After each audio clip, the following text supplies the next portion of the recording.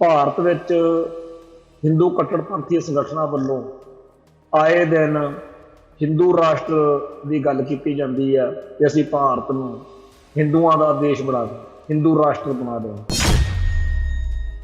ਮਤਲਬ ਸਾਫ਼ ਆ ਕਿ ਬਾਕੀ ਜਿਹੜੀਆਂ ਭਾਰਤ ਵਿੱਚ ਬਰਾਦਰੀਆਂ, ਜਾਤਾਂ, ਧਰਮਾਂ, ਕੌਮਾਂ ਦੇ ਲੋਕ ਨੇ, ਉਹਨਾਂ ਨੂੰ ਦੂਜੇ ਦਰਜੇ ਦੇ ਸ਼ਹਿਰੀ ਬਣ ਕੇ ਰਹਿਣਾ ਪਊਗਾ। ਆ ਜਿਹੜੇ ਹੁਣ ਜਿਨ੍ਹਾਂ ਦੇ ਹੱਥ 'ਚ ਤਾਕਤ ਆ ਗਈ ਹੈ, ਇਹ ਲੋਕ ਜਦੋਂ ਤਾਂ ਸਿਰ ਤਲੀ ਤੇ ਧਰ ਕੇ, ਸੀਸ ਤਲੀ ਤੇ ਧਰ ਕੇ ਲੜਨ ਦਾ ਵੇਲਾ ਸੀ, ਉਦੋਂ ਤਾਂ ਕਿਤੇ ਭਾਲੇ ਨਹੀਂ ਥਿਆਏ। ਪਰ ਹੁਣ ਇਹ ਕਹਿੰਦੇ ਆ ਕਿ ਅਸੀਂ ਆਪਦੀ ਮਰਜ਼ੀ ਕਰਾਂਗੇ ਕਿਉਂਕਿ ਸਾਡੀ ਬਹੁ ਗਿਣਤੀ। ਜਿਹੜੇ ਭਾਈਚਾਰੇ ਨੇ ਸਦਾ ਹੀ ਇਸ ਮੁਲਕ ਦੇ ਹਿੱਤਾਂ ਦੇ ਉਲਟ ਭੁਗਤਣ ਦਾ ਚਲਨ ਰੱਖਿਆ ਹੋਵੇ, ਉਹ ਇਸ ਮੌਕੇ ਪੱਟਾਂ ਤੇ ਥਾਪੀਆਂ ਮਾਰ ਮਾਰ ਕੇ ਦੂਜਿਆਂ ਨੂੰ ਵਿਗਾੜ ਰਿਹਾ। ਭਾਰਤ ਦੇ ਵਿੱਚ ਇਹ ਇੱਕ ਬਿਮਾਰੀ ਬੜੇ ਵੱਡੇ ਪੱਧਰ ਤੇ ਫੈਲੀ ਹੋਈ ਆ ਕਿ ਜਿਹੜੀਆਂ ਗੈਰ ਹਿੰਦੂ ਬਰਾਦਰੀਆਂ ਨੇ, ਉਹਨਾਂ ਦੇ ਲੋਕਾਂ ਦੇ ਉੱਤੇ ਹਿੰਦੀ ਥੋਪੀ ਜਾਵੇ। ਇਹਨਾਂ ਲੋਕਾਂ ਨੂੰ ਅਸੀਂ ਪੰਜਾਬ ਦੇ ਵਿੱਚ ਇੱਥੇ ਵੋਟਾਂ ਪਾ ਕੇ ਸਰਕਾਰ 'ਚ ਲੈ ਕੇ ਆਉਂਦੇ ਹਾਂ, ਉਹਨਾਂ ਦਾ ਵੀ ਇੰਟਰਸਟ ਇਸ ਗੱਲ ਵਿੱਚ ਆ ਕਿ ਦੂਜੇ ਸੂਬਿਆਂ ਦੇ ਲੋਕਾਂ ਨੂੰ ਪੰਜਾਬ ਦੇ ਵਿੱਚ ਵੱਧ ਤੋਂ ਵੱਧ ਨੌਕਰੀਆਂ ਦਿੱਤੀਆਂ ਜਾਣ। ਦੂਜੇ ਸੂਬਿਆਂ ਦੇ ਲੋਕ ਜਿਹੜੇ ਆ, ਜਦੋਂ ਪੰਜਾਬ ਆਉਂਦੇ ਆ, ਉਹਨਾਂ ਨੂੰ ਕੋਈ ਬਹੁਤਾ ਜ਼ਿਆਦਾ ਔਖ ਨਹੀਂ ਹੁੰਦੀ। ਇੱਥੇ ਆ ਕੇ ਆਰਾਮ ਦੇ ਨਾਲ ਉਹ ਜਿਹੜੇ ਆਪਦੇ ਕਾਗਜ਼ ਪੱਤਰ ਨੇ ਉਹ ਵੀ ਬਣਾ ਲੈਂਦੇ ਆ ਤੇ ਉਹਨਾਂ ਨੂੰ ਰਹਿਣ ਦੇ ਲਈ ਸਹੂਲਤਾਂ ਵੀ ਮਿਲ ਜਾਂਦੀਆਂ ਨੇ। ਪਰ ਜਿਹੜਾ ਬੰਦਾ ਪੰਜਾਬ ਤੋਂ ਬਾਹਰ ਜਾਂਦਾ, ਉਹਦਾ ਰਾਸ਼ਨ ਕਾਰਡ ਤਾਂ ਇੱਕ ਪਾਸੇ, ਜੇ ਪੰਜਾਬ ਦੇ ਵਿੱਚ ਕਿਸੇ ਨੇ ਇੱਥੇ ਆਧਾਰ ਕਾਰਡ ਜਾਂ ਰਾਸ਼ਨ ਕਾਰਡ ਬਣਾਉਣਾ ਹੋਵੇ, ਉਹਦੀਆਂ ਚੀਕਾਂ ਪਵਾ ਦਿੰਦੇ ਆ ਮਹਿਕਮਿਆਂ ਵੱਲ। ਇਹ ਤਾਂ ਹਿੰਦੂ ਜਿਹੜੇ ਆ, ਉਹ ਹਿੰਦੂ ਰਾਸ਼ਟਰ ਦੀ ਗੱਲ ਕਰਨ ਤਾਂ ਬੜੀ ਵਧੀਆ ਗੱਲ ਹੈ, ਪਰ ਜੇ ਸਿੱਖ ਰਾਸ਼ਟਰ ਦੀ ਗੱਲ ਕਰ ਬੈਠਣ, ਫੇਰ ਬੜੀਆਂ ਮਿਰਚਾਂ ਲੱਗਦੀਆਂ। ਟੀਵੀ 84 ਉੱਤੇ ਪ੍ਰੋਗਰਾਮ ਖਬਰ ਦੀ ਖਬਰ ਦੇਖ ਰਹੇ ਸਾਰੇ ਦਰਸ਼ਕਾਂ ਨੂੰ ਮੈਂ ਸਰਬਜੀਤ ਸਿੰਘ ਨਾਲ ਫਤਿਹ ਅਰਜ਼ ਕਰਦਾ ਜੀ। ਵਾਹਿਗੁਰੂ ਜੀ ਕਾ ਖਾਲਸਾ, ਵਾਹਿਗੁਰੂ ਜੀ ਕੀ ਫਤਿਹ। ਭਾਰਤ ਵਿੱਚ ਹਿੰਦੂ ਕੱਟੜਪੰਥੀ ਸੰਗਠਨਾਂ ਵੱਲੋਂ ਆਏ ਦਿਨ ਹਿੰਦੂ ਰਾਸ਼ਟਰ ਦੀ ਗੱਲ ਕੀਤੀ ਜਾਂਦੀ ਹੈ ਕਿ ਅਸੀਂ ਭਾਰਤ ਨੂੰ ਹਿੰਦੂਆਂ ਦਾ ਦੇਸ਼ ਬਣਾ ਦੇं, ਹਿੰਦੂ ਰਾਸ਼ਟਰ ਬਣਾ ਦੇं। ਮਤਲਬ ਸਾਫ਼ ਆ ਕਿ ਬਾਕੀ ਜਿਹੜੀਆਂ ਭਾਰਤ ਵਿੱਚ ਬਰਾਦਰੀਆਂ, ਜਾਤਾਂ, ਧਰਮਾਂ, ਕੌਮਾਂ ਦੇ ਲੋਕ ਨੇ, ਉਹਨਾਂ ਨੂੰ ਦੂਜੇ ਦਰਜੇ ਦੇ ਸ਼ਹਿਰੀ ਬਣ ਕੇ ਰਹਿਣਾ ਪਊਗਾ। ਤੇ ਉਹਨਾਂ ਗੱਲਾਂ ਬਾਤਾਂ ਦੇ ਵਿੱਚ ਅਕਸਰ ਬਹੁਤ ਕੁਝ ਇਹੋ ਜਿਹਾ ਹੁੰਦਾ ਜਿਹੜਾ ਬੜਾ ਹੌਲਨਾਕ, ਡਰਾਉਣਾ ਤੇ ਪੀੜਾਦਾਇਕ ਆ। ਜਿਹੜੇ ਲੋਕਾਂ ਨੇ ਇਸ ਭਾਰਤ ਨੂੰ ਆਪਦਾ ਮੁਲਕ ਮੰਨ ਕੇ ਆਪਣੀਆਂ ਪੁਸ਼ਤਾਂ ਤੋਂ ਆਪਦੀ ਵਫਾਦਾਰੀ ਇਸ ਮੁਲਕ ਨਾਲ ਜੋੜੀ ਹੋਈ ਆ, ਜਿਨ੍ਹਾਂ ਨੇ ਕੁਰਬਾਨੀਆਂ ਕੀਤੀਆਂ, ਤਿਆਗ ਕੀਤਾ, ਸ਼ਹਾਦਤਾਂ ਦਿੱਤੀਆਂ, ਤੀਗਾਂ ਮਾਰੀਆਂ, ਉਹਨਾਂ ਨੂੰ ਇਹ ਗੱਲਾਂ ਬੜੀਆਂ ਤਕਲੀਫ ਦਿੰਦੀਆਂ ਨੇ ਕਿ ਅਸੀਂ ਤਾਂ ਇਸ ਮੁਲਕ ਪ੍ਰਤੀ ਸਾਡੀਆਂ ਪੁਸ਼ਤਾਂ ਤੋਂ ਵਫਾਦਾਰੀ ਨਿਭਾਉਂਦੇ ਆ ਰਹੇ ਹਾਂ। ਪਰ ਆਹ ਜਿਹੜੇ ਹੁਣ ਜਿਨ੍ਹਾਂ ਦੇ ਹੱਥ 'ਚ ਤਾਕਤ ਆ ਗਈ ਹੈ, ਇਹ ਲੋਕ ਜਦੋਂ ਤਾਂ ਸਿਰ ਤਲੀ ਤੇ ਧਰ ਕੇ, ਸੀਸ ਤਲੀ ਤੇ ਧਰ ਕੇ ਲੜਨ ਦਾ ਵੇਲਾ ਸੀ, ਉਦੋਂ ਤਾਂ ਕਿਤੇ ਭਾਲੇ ਨਹੀਂ ਥਿਆਏ। ਪਰ ਹੁਣ ਇਹ ਕਹਿੰਦੇ ਆ ਕਿ ਅਸੀਂ ਆਪਦੀ ਮਰਜ਼ੀ ਕਰਾਂਗੇ ਕਿਉਂਕਿ ਸਾਡੀ ਬਹੁ ਗਿਣਤੀ। ਇਹ ਹਕੀਕਤ ਆ ਕਿ ਬੇਸ਼ੱਕ ਹਿੰਦੂ ਬਹੁ ਗਿਣਤੀ ਇਸ ਮੁਲਕ ਦੇ ਵਿੱਚ ਸਭ ਤੋਂ ਵੱਡੀ ਹੈ ਆਬਾਦੀ ਦੇ ਪੱਖੋਂ, ਤੇ ਵੱਡੀ ਗਿਣਤੀ 'ਚ ਹੋਣ ਕਰਕੇ, ਲੋਕਤੰਤਰ ਦੇ ਹਿਸਾਬ ਦੇ ਨਾਲ ਵੋਟਾਂ ਵੱਧ ਹੋਣ ਕਰਕੇ ਲੀਡਰ ਜ਼ਿਆਦਾ, ਚੌਧਰੀ ਜ਼ਿਆਦਾ ਉਹਨਾਂ 'ਚੋਂ ਬਣ ਜਾਂਦੇ ਆ। ਪਰ ਜਦੋਂ ਕੁਰਬਾਨੀਆਂ ਦਾ ਵੇਲਾ ਸੀ, ਜਦੋਂ ਦੇਸ਼ ਦੇ ਦੁਸ਼ਮਣਾਂ ਖਿਲਾਫ ਲੜਨ ਦਾ ਵੇਲਾ ਸੀ, ਉਦੋਂ ਇਸ ਭਾਈਚਾਰੇ ਨੇ ਸਦਾ ਪਿੱਠ ਦਿਖਾਈ। ਕਦੇ ਕਦਾਈ ਕੋਈ ਇੱਕਾ ਦੁੱਕਾ ਗੱਲਾਂ ਬਾਤਾਂ ਤਾਂ ਹੈਗੀਆਂ ਨਹੀਂਆਂ, ਪਰ ਬਹੁਤੀ ਵਾਰ, ਬਹੁਤੇ ਮੌਕਿਆਂ ਤੇ ਦੁਸ਼ਮਣ ਦੇ ਹੱਕ ਵਿੱਚ ਭੁਗਤਣ ਦੀਆਂ ਜਿਹੜੀਆਂ ਗਵਾਹੀਆਂ ਨੇ, ਗਰੰਟੀਆਂ ਨੇ, ਉਹੀ ਦਿਖਦੀਆਂ ਨੇ। ਸੋ ਜਿਹੜੇ ਭਾਈਚਾਰੇ ਨੇ ਸਦਾ ਹੀ ਇਸ ਮੁਲਕ ਦੇ ਹਿੱਤਾਂ ਦੇ ਉਲਟ ਭੁਗਤਣ ਦਾ ਚਲਨ ਰੱਖਿਆ ਹੋਵੇ, ਉਹ ਇਸ ਮੌਕੇ ਪੱਟਾਂ ਤੇ ਥਾਪੀਆਂ ਮਾਰ ਮਾਰ ਕੇ ਦੂਜਿਆਂ ਨੂੰ ਵਿਗਾੜ ਰਿਹਾ। ਜਿਨ੍ਹਾਂ ਨੇ ਇਸ ਮੁਲਕ ਲਈ ਕੁਰਬਾਨੀਆਂ ਕੀਤੀਆਂ, 1947 ਤੋਂ ਪਹਿਲਾਂ ਦੀ ਤਾਂ ਗੱਲ ਵੱਖਰੀ ਆ। 1947 ਤੋਂ ਬਾਅਦ ਜਿਹੜੀਆਂ ਜੰਗਾਂ ਹੋਈਆਂ, ਚਾਹੇ ਉਹ ਚਾਈਨਾ ਨਾਲ ਸੀ, ਚਾਹੇ ਉਹ ਪਾਕਿਸਤਾਨ ਨਾਲ ਸੀ, ਉਹਦੇ ਵਿੱਚ ਬਾਕੀ ਭਾਰਤੀ ਘੱਟ ਗਿਣਤੀਆਂ ਨੇ ਬੇਮਿਸਾਲ ਦ੍ਰਿੜਤਾ ਦੇ ਨਾਲ ਆਪਦੇ ਫਰਜ਼ ਨਿਭਾਏ। ਪਰ ਹਿੰਦੂ ਤਵੀਆਂ ਨੂੰ ਇਹ ਸਾਰਾ ਕੁਝ ਨਹੀਂ ਜਿੱਤੇ। ਉਹ ਕਹਿੰਦੇ ਜੀ ਅਸੀਂ ਤਾਂ ਹਿੰਦੂ ਰਾਸ਼ਟਰ ਬਣਾਉਣਾ ਤੇ ਬਾਕੀ ਸਾਰੇ ਭਾਰਤੀਆਂ ਦੇ ਉੱਤੇ ਆਪਦੀ ਬੋਲੀ, ਆਪਦਾ ਸੱਭਿਆਚਾਰ ਥੋਪਣਾ। ਭਾਰਤ ਦੇ ਵਿੱਚ ਹਰ ਖਿੱਤੇ ਵਿੱਚ ਅੱਡ ਬੋਲੀ ਆ, ਅੱਡ ਸੱਭਿਆਚਾਰ ਆ, ਇਹਦੇ ਕਰਕੇ ਕਈ ਪੁਆੜੇ ਜਿਹੜੇ ਹੈਗੇ ਆ ਆਏ ਦਿਨ ਪੈਂਦੇ ਰਹਿੰਦੇ ਆ। ਨਾਗਾਲੈਂਡ ਦੇ ਜਾਂ ਪੂਰਬ ਦੇ ਵਿੱਚ ਜਿਹੜਾ ਪੂਰਬੀ ਭਾਰਤ ਆ, ਉਹਨਾਂ ਲੋਕਾਂ ਦਾ ਸੱਭਿਆਚਾਰ ਬਾਕੀ ਭਾਰਤ ਨਾਲੋਂ ਬਿਲਕੁਲ ਵੱਖਰਾ। ਜਿਹੜਾ ਯੂਪੀ ਬਿਹਾਰ ਦਾ ਇਲਾਕਾ, ਦਿੱਲੀ ਦਾ ਇਲਾਕਾ, ਹਰਿਆਣੇ ਦੇ ਨਾਲ ਲੱਗਦਾ ਦਿੱਲੀ ਦਾ ਇਲਾਕਾ, ਮੱਧ ਪ੍ਰਦੇਸ਼ ਦਾ ਕੁਛ ਇਲਾਕਾ ਜਾਂ ਰਾਜਸਥਾਨ ਦਾ ਪੂਰਬੀ ਜਿਹੜਾ ਪਾਸਾ, ਇੱਥੋਂ ਦਾ ਜਿਹੜਾ ਸੱਭਿਆਚਾਰ ਆ ਉਹ ਹੋਰ ਆ। ਦੱਖਣ ਭਾਰਤੀ ਸੂਬੇ ਆ ਜਿਹੜੇ ਤਾਮਿਲਨਾਡੂ, ਉੜੀਸਾ, ਮਹਾਰਾਸ਼ਟਰ ਵਗੈਰਾ, ਉਹਨਾਂ ਦਾ ਬਿਲਕੁਲ ਸੱਭਿਆਚਾਰ ਹੋਰ ਆ। ਤੇ ਹਰ ਸੂਬੇ ਦੀ ਬੋਲੀ ਜਿਹੜੀ ਆ, ਜਦੋਂ ਵੀ ਕਿਤੇ ਉਹਨੂੰ ਖਤਰਾ ਹੁੰਦਾ ਜਾਂ ਸੱਭਿਆਚਾਰ ਨੂੰ ਖਤਰਾ ਹੁੰਦਾ, ਉਹ ਖਤਰਾ ਸਿਰਫ ਇੱਕੋ ਬੋਲੀ ਜਾਂ ਇੱਕੋ ਸੱਭਿਆਚਾਰ ਤੋਂ ਹੁੰਦਾ, ਹਿੰਦੂਆਂ ਤੋਂ। ਹਿੰਦੂ ਬੋਲੀ ਮਤਲਬ ਹਿੰਦੀ ਬੋਲੀ ਤੇ ਹਿੰਦੂ ਸੱਭਿਆਚਾਰ। ਸੋ ਸਾਰੇ ਭਾਰਤ ਵਿੱਚ ਜਿਹੜਾ ਵਿਵਤਾ ਜਾਂ ਪੁਆੜੇ ਦੀ ਜੜ ਵਾ, ਉਹ ਹਿੰਦੀ ਬੋਲੀ ਤੇ ਹਿੰਦੂ ਸੱਭਿਆਚਾਰ ਆ। ਇਹਨਾਂ ਦਾ ਜਿਹੜਾ ਹਿਸਾਬ ਕਿਤਾਬ ਆ, ਉਹ ਬਾਕੀ ਧਰਮਾਂ ਦੇ ਲੋਕਾਂ ਨੂੰ ਸਤਾਉਣ ਵਾਲਾ, ਦੁਖੀ ਕਰਨ ਵਾਲਾ, ਜਲੀਲ ਕਰਨ ਵਾਲਾ, ਨੀਵਾਂ ਦਿਖਾਉਣ ਵਾਲਾ ਵਾ। ਤੇ ਇਸ ਕਰਕੇ ਭਾਰਤ ਦੇ ਵਿੱਚ ਪੁਆੜਾ ਖੜਾ ਹੀ ਰਹਿੰਦਾ, ਲਾਂਬੂ ਲੱਗਿਆ ਹੀ ਰਹਿੰਦਾ।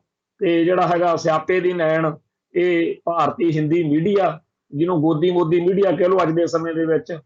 ਤੇ ਇਸ ਮਾਹੌਲ ਦੇ ਵਿੱਚ ਇਹਨਾਂ ਦਿਨਾਂ ਦੇ ਵਿੱਚ ਵੀ ਇੱਕ ਚਰਚਾ ਚੱਲ ਰਹੀ ਆ, ਤੇ ਕੋਈ ਕੰਨੜ ਅਭਿਨੇਤਾ ਹੈ ਕਿੱਚਾ ਸੁਦੀਪ, ਤੇ ਉਹਦਾ ਤੇ ਅਜੇ ਦੇਵਗਨ ਵੈਸੇ ਪੰਜਾਬੀ ਬੈਕਗਰਾਉਂਡ ਦਾ, ਪੰਜਾਬੀ ਪਿਛੋਕੜ ਵਾਲੇ ਪਰਿਵਾਰ ਤੋਂ ਹੈ।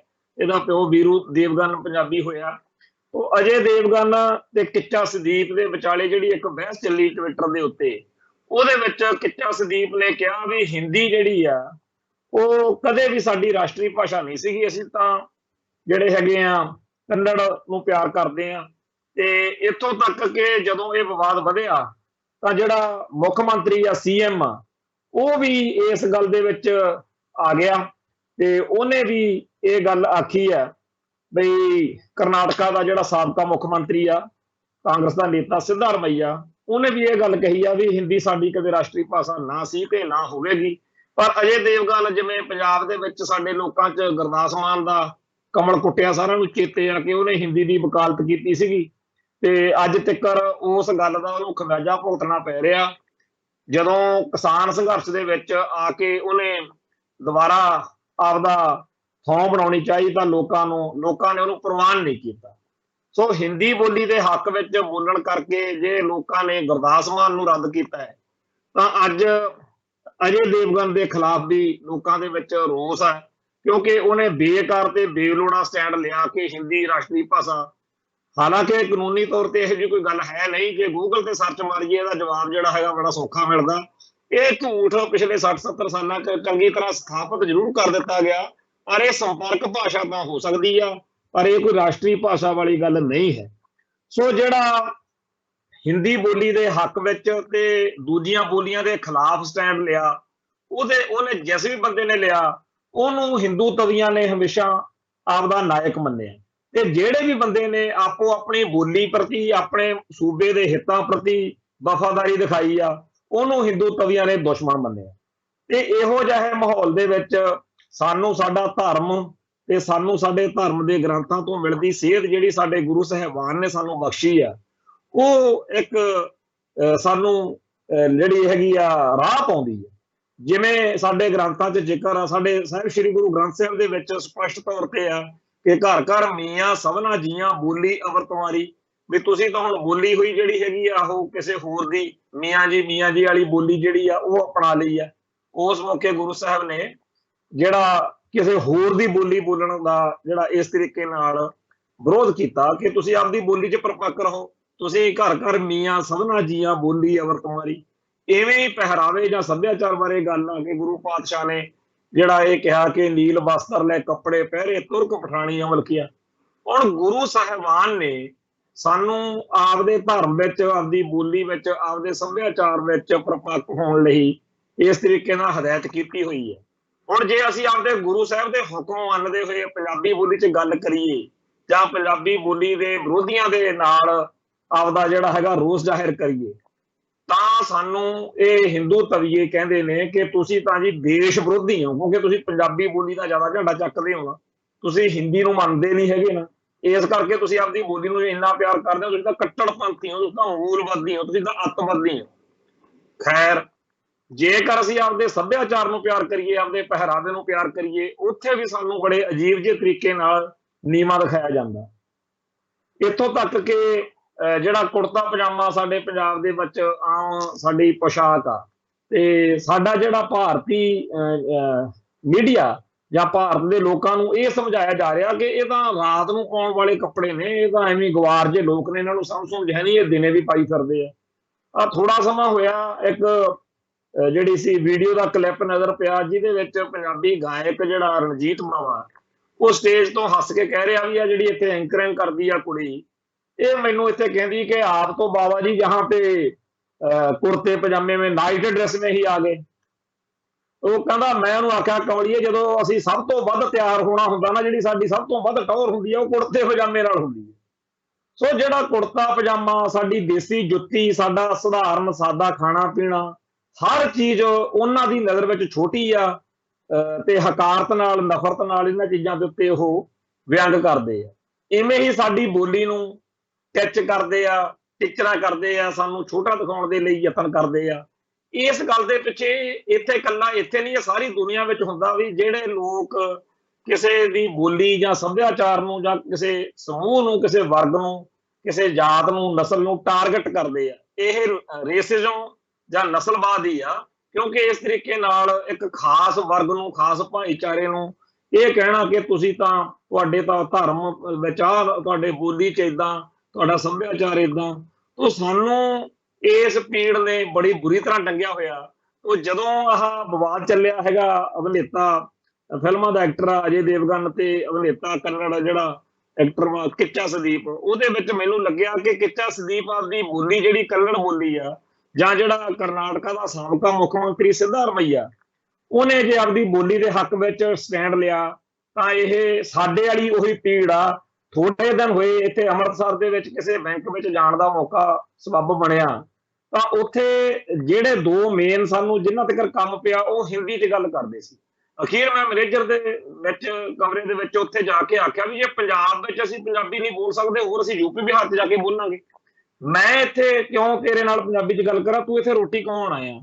ਸਾਡੇ ਜਿਹੜੇ ਲੋਕ ਬਾਹਰਲੇ ਮੁਲਕਾਂ 'ਚ ਗਏ ਨੇ, ਉਹਨਾਂ ਨੂੰ ਆਈਲੈਟਸ ਕਲੀਅਰ ਕਰਕੇ ਉੱਥੇ ਜਾਣਾ ਪੈਂਦਾ, ਤੇ ਉੱਥੇ ਜਾ ਕੇ ਉਹਨਾਂ ਨੂੰ ਜਿਹੜਾ ਹੈਗਾ ਉੱਥੋਂ ਦੀ ਬੋਲੀ ਜਾਂ ਉੱਥੋਂ ਦੇ ਲੋਕਾਂ ਦੇ ਵਿਸ਼ਵਾਸਾਂ ਦਾ ਸਤਿਕਾਰ ਕਰਨਾ ਪੈਂਦਾ। ਪਰ ਤੁਸੀਂ ਇੱਥੇ ਵਾਰ-ਵਾਰ ਹਿੰਦੀ ਜੀ ਬੋਲ ਕੇ ਜਿਵੇਂ ਸਾਨੂੰ ਜਲੀਲ ਕਰ ਰਹੇ ਹੋ। ਸਾਡੇ ਮੇਰੇ ਸਾਹਮਣੇ ਜਿੰਨੇ ਵਿਚਾਰੇ ਅਨਪੜ੍ਹ ਜੇ ਜਾਂ ਪਿੰਡਾਂ ਦੇ ਲੋਕ ਆਏ ਹੋਏ ਨੇ, ਇਹ ਤੰਗ ਹੋ ਰਹੇ ਨੇ। ਤੇ ਉੱਥੇ ਇਸ ਗੱਲ ਤੇ ਕਾਫੀ ਜ਼ਿਆਦਾ ਫਿਰ ਚਰਚਾ ਹੋਈ। ਬਹੁਤ ਸਾਰੇ ਲੋਕਾਂ ਨੇ ਕਿਹਾ ਸਰਦਾਰ ਜੀ ਤੁਸੀਂ ਗੱਲ ਕਹਿਤੀ, ਅਸੀਂ ਤਾਂ ਜਗਦੇ ਕਹਿੰਦੇ ਨੇ ਵੀ ਕੰਮ ਆਏ ਹੋਏ ਆ। ਤੇ ਇਹ ਸੋ ਭਾਰਤ ਦੇ ਵਿੱਚ ਇਹ ਇੱਕ ਬਿਮਾਰੀ ਬੜੇ ਵੱਡੇ ਪੱਧਰ ਤੇ ਫੈਲੀ ਹੋਈ ਆ ਕਿ ਜਿਹੜੀਆਂ ਗੈਰ ਹਿੰਦੂ ਬਰਾਦਰੀਆਂ ਨੇ, ਉਹਨਾਂ ਦੇ ਲੋਕਾਂ ਦੇ ਉੱਤੇ ਹਿੰਦੀ ਥੋਪੀ ਜਾਵੇ। ਇੱਥੋਂ ਤੱਕ ਕਿ ਪੰਜਾਬ ਦੇ ਜਿੰਨੇ ਟੋਲ ਪਲਾਜ਼ੇ ਆ, ਉਹਨਾਂ ਉੱਤੇ ਵੀ ਹਿੰਦੀ ਬੋਲੀ ਬੋਲਣ ਵਾਲੇ ਬੰਦੇ ਥੋਪੇ ਹੋਏ ਨੇ, ਲਾਏ ਹੋਏ ਨੇ, ਜਿਹੜੇ ਕਿ ਸਾਡੇ ਪਿੰਡਾਂ ਦੇ ਲੋਕਾਂ ਨੂੰ, ਉਹਨਾਂ ਨੂੰ ਐ ਲੱਗਣ ਲੱਗ ਜਾਂਦਾ ਸਾਡੇ ਲੋਕਾਂ ਨੂੰ ਵੀ ਜੇ ਅਸੀਂ ਇਹਨਾਂ ਨਾਲ ਪੰਜਾਬੀ 'ਚ ਗੱਲ ਕੀਤੀ ਤਾਂ ਪਤਾ ਨਹੀਂ ਕੀ ਹੋ ਜੂ, ਅਸੀਂ ਹਿੰਦੀ ਬੋਲੀਏ।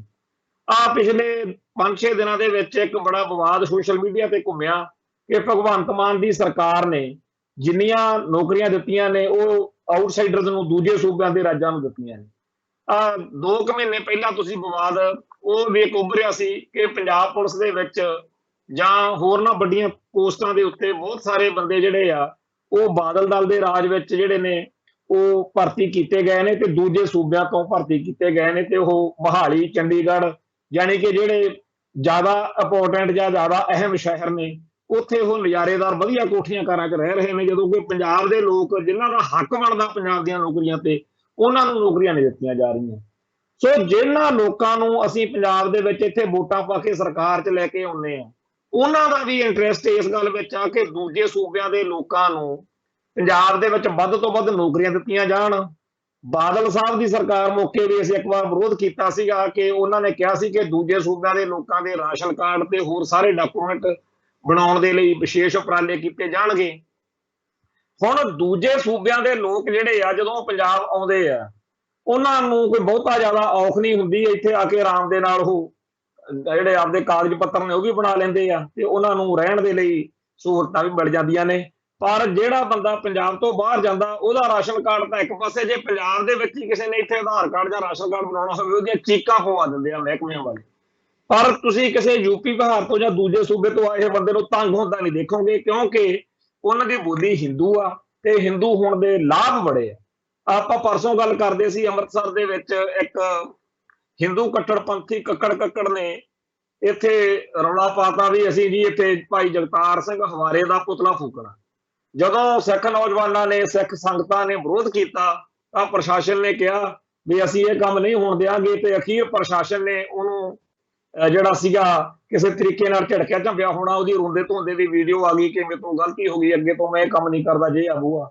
ਪਰ ਬਾਅਦ ਵਿੱਚ ਉਹਦਾ ਜਾਂ ਉਹਨੂੰ ਪੰਪ ਦੇਣ ਵਾਲਿਆਂ ਨੇ ਕਿਹਾ ਹੋਣਾ ਵੀ ਕੋਈ ਤੇਰੀ ਬੇਇੱਜ਼ਤੀ ਬੜੀ ਹੋਊਗੀ, ਜਾਂ ਜਿਨ੍ਹਾਂ ਨੇ ਉਹਨੂੰ ਪੈਸਾ ਧੇਲਾ ਦੇਣ ਦਾ ਲਾਲਚ ਦਿੱਤਾ ਹੋਊਗਾ, ਜਾਂ ਕੋਈ ਕਾਰਨ ਬਣਿਆ ਵਾਹਿਗੁਰੂ ਜਾਣੇ, ਪਰ ਉਹ ਫੇਰ ਦੁਬਾਰਾ ਕਹਿੰਦੇ ਹੋ ਗਿਆ ਵੀ ਆਪਾਂ ਤਾਂ ਉੱਥੇ ਜਾਵਾਂਗੇ ਤੇ ਪੁਤਲਾ ਫੂਕਾਂਗੇ।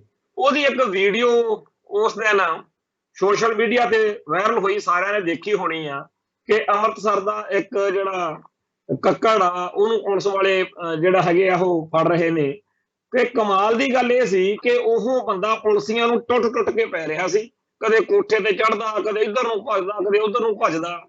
ਉਹਦੀ ਥਾਂ ਦੇ ਉੱਤੇ ਜੇਕਰ ਕੋਈ ਸਿੱਖ ਬੇਦੋਸ਼ੀ ਹੋਵੇ, ਉਹਨੂੰ ਜਦੋਂ ਫੜਨ ਜਾਂਦੇ ਆ, ਜਿਹੜਾ ਕੁਝ ਉਹਦੇ ਨਾਲ ਕਰਦੇ ਆ ਉਹਦੇ ਨਾਲੋਂ ਬਿਲਕੁਲ ਵੱਖਰਾ ਵਿਹਾਰ ਸੀ। ਨਹੀਂ ਤਾਂ ਜੇ ਕੋਈ ਸਿੱਖ ਨੂੰ ਫੜਨਾ ਹੋਵੇ, ਉਹਦੇ ਪੱਗ ਲਾ ਕੇ, ਕੇਸ ਖੜਾ ਕੇ, ਧੂ ਕੇ, ਉਹਨੂੰ ਗੱਡੀ 'ਚ ਲਿਜਾ ਕੇ ਡੰਡੇ ਮਾਰਦਿਆਂ ਹੋਏ ਥਾਣੇ ਲੈ ਕੇ ਜਾਣਾ ਸੀਗਾ, ਸਾਰੇ ਲੋਕਾਂ ਨੂੰ ਦਿਖਾਉਣਾ ਸੀ ਵੀ ਆਹ ਲਈ ਜਾਂਦੇ ਆ ਸਿੱਖ ਨੂੰ ਧੂ ਕੇ। ਪਰ ਉਹ ਹੈਗਾ ਹਿੰਦੂ, ਉੱਪਰੋਂ ਕੱਟੜਪੰਥੀ ਕਹਿੰਦਾ ਆਪਦੇ ਆਪ ਨੂੰ, ਤੇ ਉਹ ਤਾਂ ਇਹਨਾਂ ਪੁਲਿਸੀਆਂ ਦੀ ਇੰਨੀ ਬੇਇੱਜ਼ਤੀ ਕਰੇ ਤੇ ਇਹ ਸਾਰੇ ਉਹਦੇ ਹੱਥ 'ਚ ਬੰਨ੍ਹਦੇ ਫਿਰਨ, ਮਿੰਨਤਾਂ ਤਾਲੇ ਜੇ ਕਰਦੇ ਫਿਰਨ। ਸਾਡਾ ਮਿੱਤਰ ਆ ਭੁਪਿੰਦਰ ਸਿੰਘ 6 ਜੂਨ, ਜਿਹਨੇ 5-6 ਸਾਲ ਪਹਿਲਾਂ ਇੱਥੇ ਜਦੋਂ ਇਹਨਾਂ ਨੇ ਹਿੰਦੂ ਕੱਟੜਪੰਥੀਆਂ ਨੇ ਨਾਅਰਾ ਦਿੱਤਾ ਸੀ ਵੀ 6 ਜੂਨ ਨੂੰ ਅਸੀਂ ਇੱਥੇ ਸੰਤ ਭਿੰਡਰਾਂ ਵਾਲਿਆਂ ਦਾ ਪੁਤਲਾ ਫੂਕਣਾ, ਉਸ ਦਿਨ ਜਦੋਂ ਸ਼੍ਰੀ ਸਾਹਿਬ ਕੱਢ ਕੇ ਦੁਆਲੇ ਹੋਇਆ, ਉਸ ਦਿਨ ਫਿਰ ਸ਼ਕਤੀਮਾਨ ਵਾਂਗੂ ਸਾਰਾ ਟੋਲਾ ਇਹਨਾਂ ਦਾ ਗਾਇਬ ਹੋ ਗਿਆ ਸੀਗਾ। ਉਦੋਂ ਭੁਪਿੰਦਰ ਸਿੰਘ 6 ਜੂਨ ਦੀ ਉਸ ਦਲੇਰੀ ਜਾਂ ਜੁਰਤ ਕਰਕੇ ਉਹਨੂੰ ਹੁਣ ਸਾਰੇ ਭੁਪਿੰਦਰ ਸਿੰਘ 6 ਜੂਨ ਵਾਲਾ ਹੀ ਕਹਿ ਦਿੰਦੇ ਆ। ਤਾਂ ਭੁਪਿੰਦਰ ਸਿੰਘ 6 ਜੂਨ ਨੇ ਇਸ ਮਸਲੇ ਉੱਤੇ ਜਿਹੜਾ ਕੱਕੜ ਵਾਲੇ ਆਪਾਂ ਗੱਲ ਕਰਦੇ ਆ, ਉਦਣ ਚੰਗੇ ਵਿਚਾਰ ਆਪਦੇ ਲਿਖੇ ਸੀਗੇ ਸੋਸ਼ਲ ਮੀਡੀਆ ਉੱਤੇ ਕਿ ਇਹਦੀ ਥਾਂ ਤੇ ਜੇ ਕੋਈ ਸਿੱਖ ਹੁੰਦਾ, ਉਹਦੇ ਨਾਲ ਸੋਚੋ ਤੁਸੀਂ ਕੀ ਹੁੰਦਾ। ਹਿੰਦੂ ਹੋਣ ਦੇ ਲਾਭ ਬੜੇ। ਸੋ ਇਸ ਮੁਲਕ ਦੇ ਵਿੱਚ ਹਰੇਕ ਹਿੰਦੂ ਨੂੰ ਇਹ ਜਨਮ ਸਿੱਧ ਅਧਿਕਾਰ ਮਿਲ ਗਿਆ ਵਾ ਕਿ ਉਹ ਦੂਜਿਆਂ ਦੇ ਧਰਮ ਬਾਰੇ, ਦੂਜਿਆਂ ਦੀ ਬੋਲੀ ਬਾਰੇ, ਦੂਜਿਆਂ ਦੇ ਸੱਭਿਆਚਾਰ ਬਾਰੇ ਮਨ ਭਾਉਂਦੀਆਂ ਟਿੱਪਣੀਆਂ ਕਰੇ। ਪਰ ਜੇਕਰ ਕੋਈ ਗੈਰ ਹਿੰਦੂ, ਚਾਹੇ ਉਹ ਕੰਨੜ ਆ, ਚਾਹੇ ਉਹ ਮਰਾਠਾ ਆ, ਚਾਹੇ ਕੋਈ ਹੋਰ ਆ, ਤੇ ਖਾਸ ਤੌਰ ਤੇ ਸਿੱਖ ਹੋਵੇ ਜਾਂ ਮੁਸਲਮਾਨ ਤੇ ਜਾਂ ਈਸਾਈ ਹੋਵੇ, ਜੇ ਉਹਨੂੰ ਕਹਿੰਦੇ ਆ ਵੀ ਤੂੰ ਤਾਂ ਆਪਦੇ ਧਰਮ ਦੀ, ਆਪਦੀ ਬੋਲੀ ਦੀ ਵੀ ਬੇਅਦਬੀ ਕਰੇ ਤਾਂ ਵਧੀਆ, ਤੂੰ ਸਾਡੇ ਵੱਲ ਨਾ ਝਾਕ। ਮਤਲਬ ਕਿ ਜੇ ਤਾਂ ਹਿੰਦੂ ਜਿਹੜੇ ਆ ਉਹ ਹਿੰਦੂ ਰਾਸ਼ਟਰ ਦੀ ਗੱਲ ਕਰਨ ਤਾਂ ਬੜੀ ਵਧੀਆ ਗੱਲ ਆ, ਪਰ ਜੇ ਸਿੱਖ ਰਾਸ਼ਟਰ ਦੀ ਗੱਲ ਕਰ ਬੈਠਣ ਫੇਰ ਬੜੀਆਂ ਮਿਰਚਾਂ ਲੱਗਦੀਆਂ ਨੇ। ਸੋ ਇਹੋ ਜਿਹਾ ਇੱਕ ਪ੍ਰੋਗਰਾਮ ਕੱਲ ਨੂੰ 29 ਅਪ੍ਰੈਲ ਨੂੰ, ਕਿਉਂਕਿ 29 ਅਪ੍ਰੈਲ 1986 ਨੂੰ ਖਾਲਿਸਤਾਨ ਦਾ ਐਲਾਨ ਹੋਇਆ ਸੀ, ਪੰਥਕ ਕਮੇਟੀ ਜਿਹੜੀ ਸਰਬੱਤ ਖਾਲਸਾ 'ਚ ਚੁਣੀ ਗਈ ਸੀ ਉਹਨੇ ਕੀਤਾ ਸੀ, ਉਹਦਾ ਦਿਹਾੜਾ ਸਿੱਖ ਕਿਸੇ ਨਾ ਕਿਸੇ ਰੂਪ ਵਿੱਚ ਮਨਾਉਂਦੇ ਆ। ਸੋ 29 ਅਪ੍ਰੈਲ ਨੂੰ ਖਾਲਿਸਤਾਨ ਦੇ ਖਿਲਾਫ ਇੱਕ ਪ੍ਰੋਗਰਾਮ ਰੱਖਿਆ ਗਿਆ। ਜਿਹੜਾ ਪ੍ਰੋਗਰਾਮ ਉਹ ਰੱਖਣ ਵਾਲੇ ਜਿਨ੍ਹਾਂ ਨੇ ਅਨਾਉਂਸ ਕੀਤਾ, ਤੁਸੀਂ ਉਹਦੀਆਂ ਸ਼ਕਲਾਂ ਦੇਖੋ, ਉਹ ਬਿਲਕੁਲ ਹੀ ਗਏ ਗੁਜ਼ਰੇ ਜੇ ਲੋਕ ਨੇ, ਉਹਨਾਂ ਨੂੰ ਪਤਾ ਵੀ ਨਹੀਂ ਹੋਣਾ ਹੈਗਾ। ਪਰ ਜਿਨ੍ਹਾਂ ਏਜੰਸੀਆਂ ਦੇ ਅਫਸਰਾਂ ਨੇ ਜਾਂ ਪੁਲਿਸ ਅਧਿਕਾਰੀਆਂ ਨੇ ਜਾਂ ਜਿਨ੍ਹਾਂ ਨੇ ਪੰਪ ਦੇ ਕੇ ਛਿੱਤਰ ਪਵਾਉਣੇ ਆ ਉਹਨਾਂ ਨੇ ਇਹ ਡੇਟ ਜਾਣ ਕੇ ਲੱਭੀ ਹੈ, ਕਿਉਂਕਿ ਮੈਨੂੰ ਚੰਗੀ ਤਰ੍ਹਾਂ ਪਤਾ ਕਿ ਹੁਣ ਤਾਂ ਸਾਡੇ ਸਿੱਖ ਭਾਈਚਾਰੇ ਵਿੱਚ ਵੀ ਬਹੁਤ ਸਾਰੇ ਲੋਕਾਂ ਨੂੰ ਇਹ ਨਹੀਂ ਚੇਤਾ ਹੋਣਾ ਕਿ 29 ਅਪ੍ਰੈਲ 1986 ਦਾ ਕੀ ਹੈ ਅਹਿਮੀਅਤ। ਤਾਂ 29 ਅਪ੍ਰੈਲ ਦਿਨ ਉਹਨਾਂ ਨੇ ਐਲਾਨ ਕੀਤਾ।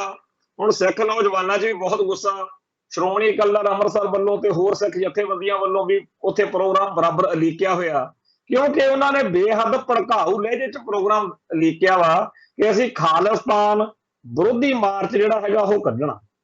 ਖਾਲਿਸਤਾਨ ਦੇ ਮੁਰਦਾਬਾਦ ਦੇ ਨਾਅਰੇ ਲਾ ਕੇ ਲੈਟੋ ਵੀਡੀਓ ਬਣਾ ਕੇ ਪਾਉਂਦੇ ਆ, ਤੇ ਜੇ ਕਿਤੇ ਹਿੰਦੂ ਰਾਸ਼ਟਰ ਮੁਰਦਾਬਾਦ ਕਹਿ ਕੇ ਸਿੱਖ ਭਾਈਚਾਰੇ ਵੱਲੋਂ ਕੋਈ ਵੀਡੀਓ ਆ ਜੇ, ਫੇਰ ਲਾਂਬੂ ਲੱਗ ਜਾਣੇ ਆ, ਫੇਰ ਅੱਗ ਲੱਗ ਜਾਣੀ। ਸੋ ਜਿਹੜਾ ਪੰਜਾਬ ਦਾ ਹਿੰਦੂ ਆ, ਇਹਨੇ ਬੀਤੇ ਸਮੇਂ ਦੇ ਵਿੱਚ ਬਹੁਤ ਅਜੀਬੋ-ਗਰੀਬ ਜਿਹਾ ਰੋਲ ਨਿਭਾਇਆ। ਇਹਨੇ ਖਾਂਦੇ ਪੰਜਾਬ ਦਾ, ਸੋਚਦੇ ਹਮੇਸ਼ਾ ਇਹ ਦਿੱਲੀ ਦਾ ਤੇ ਹਰਿਆਣੇ ਦਾ, ਹਿਮਾਚਲ ਦਾ, ਦੂਜੇ ਸੂਬਿਆਂ ਦਾ।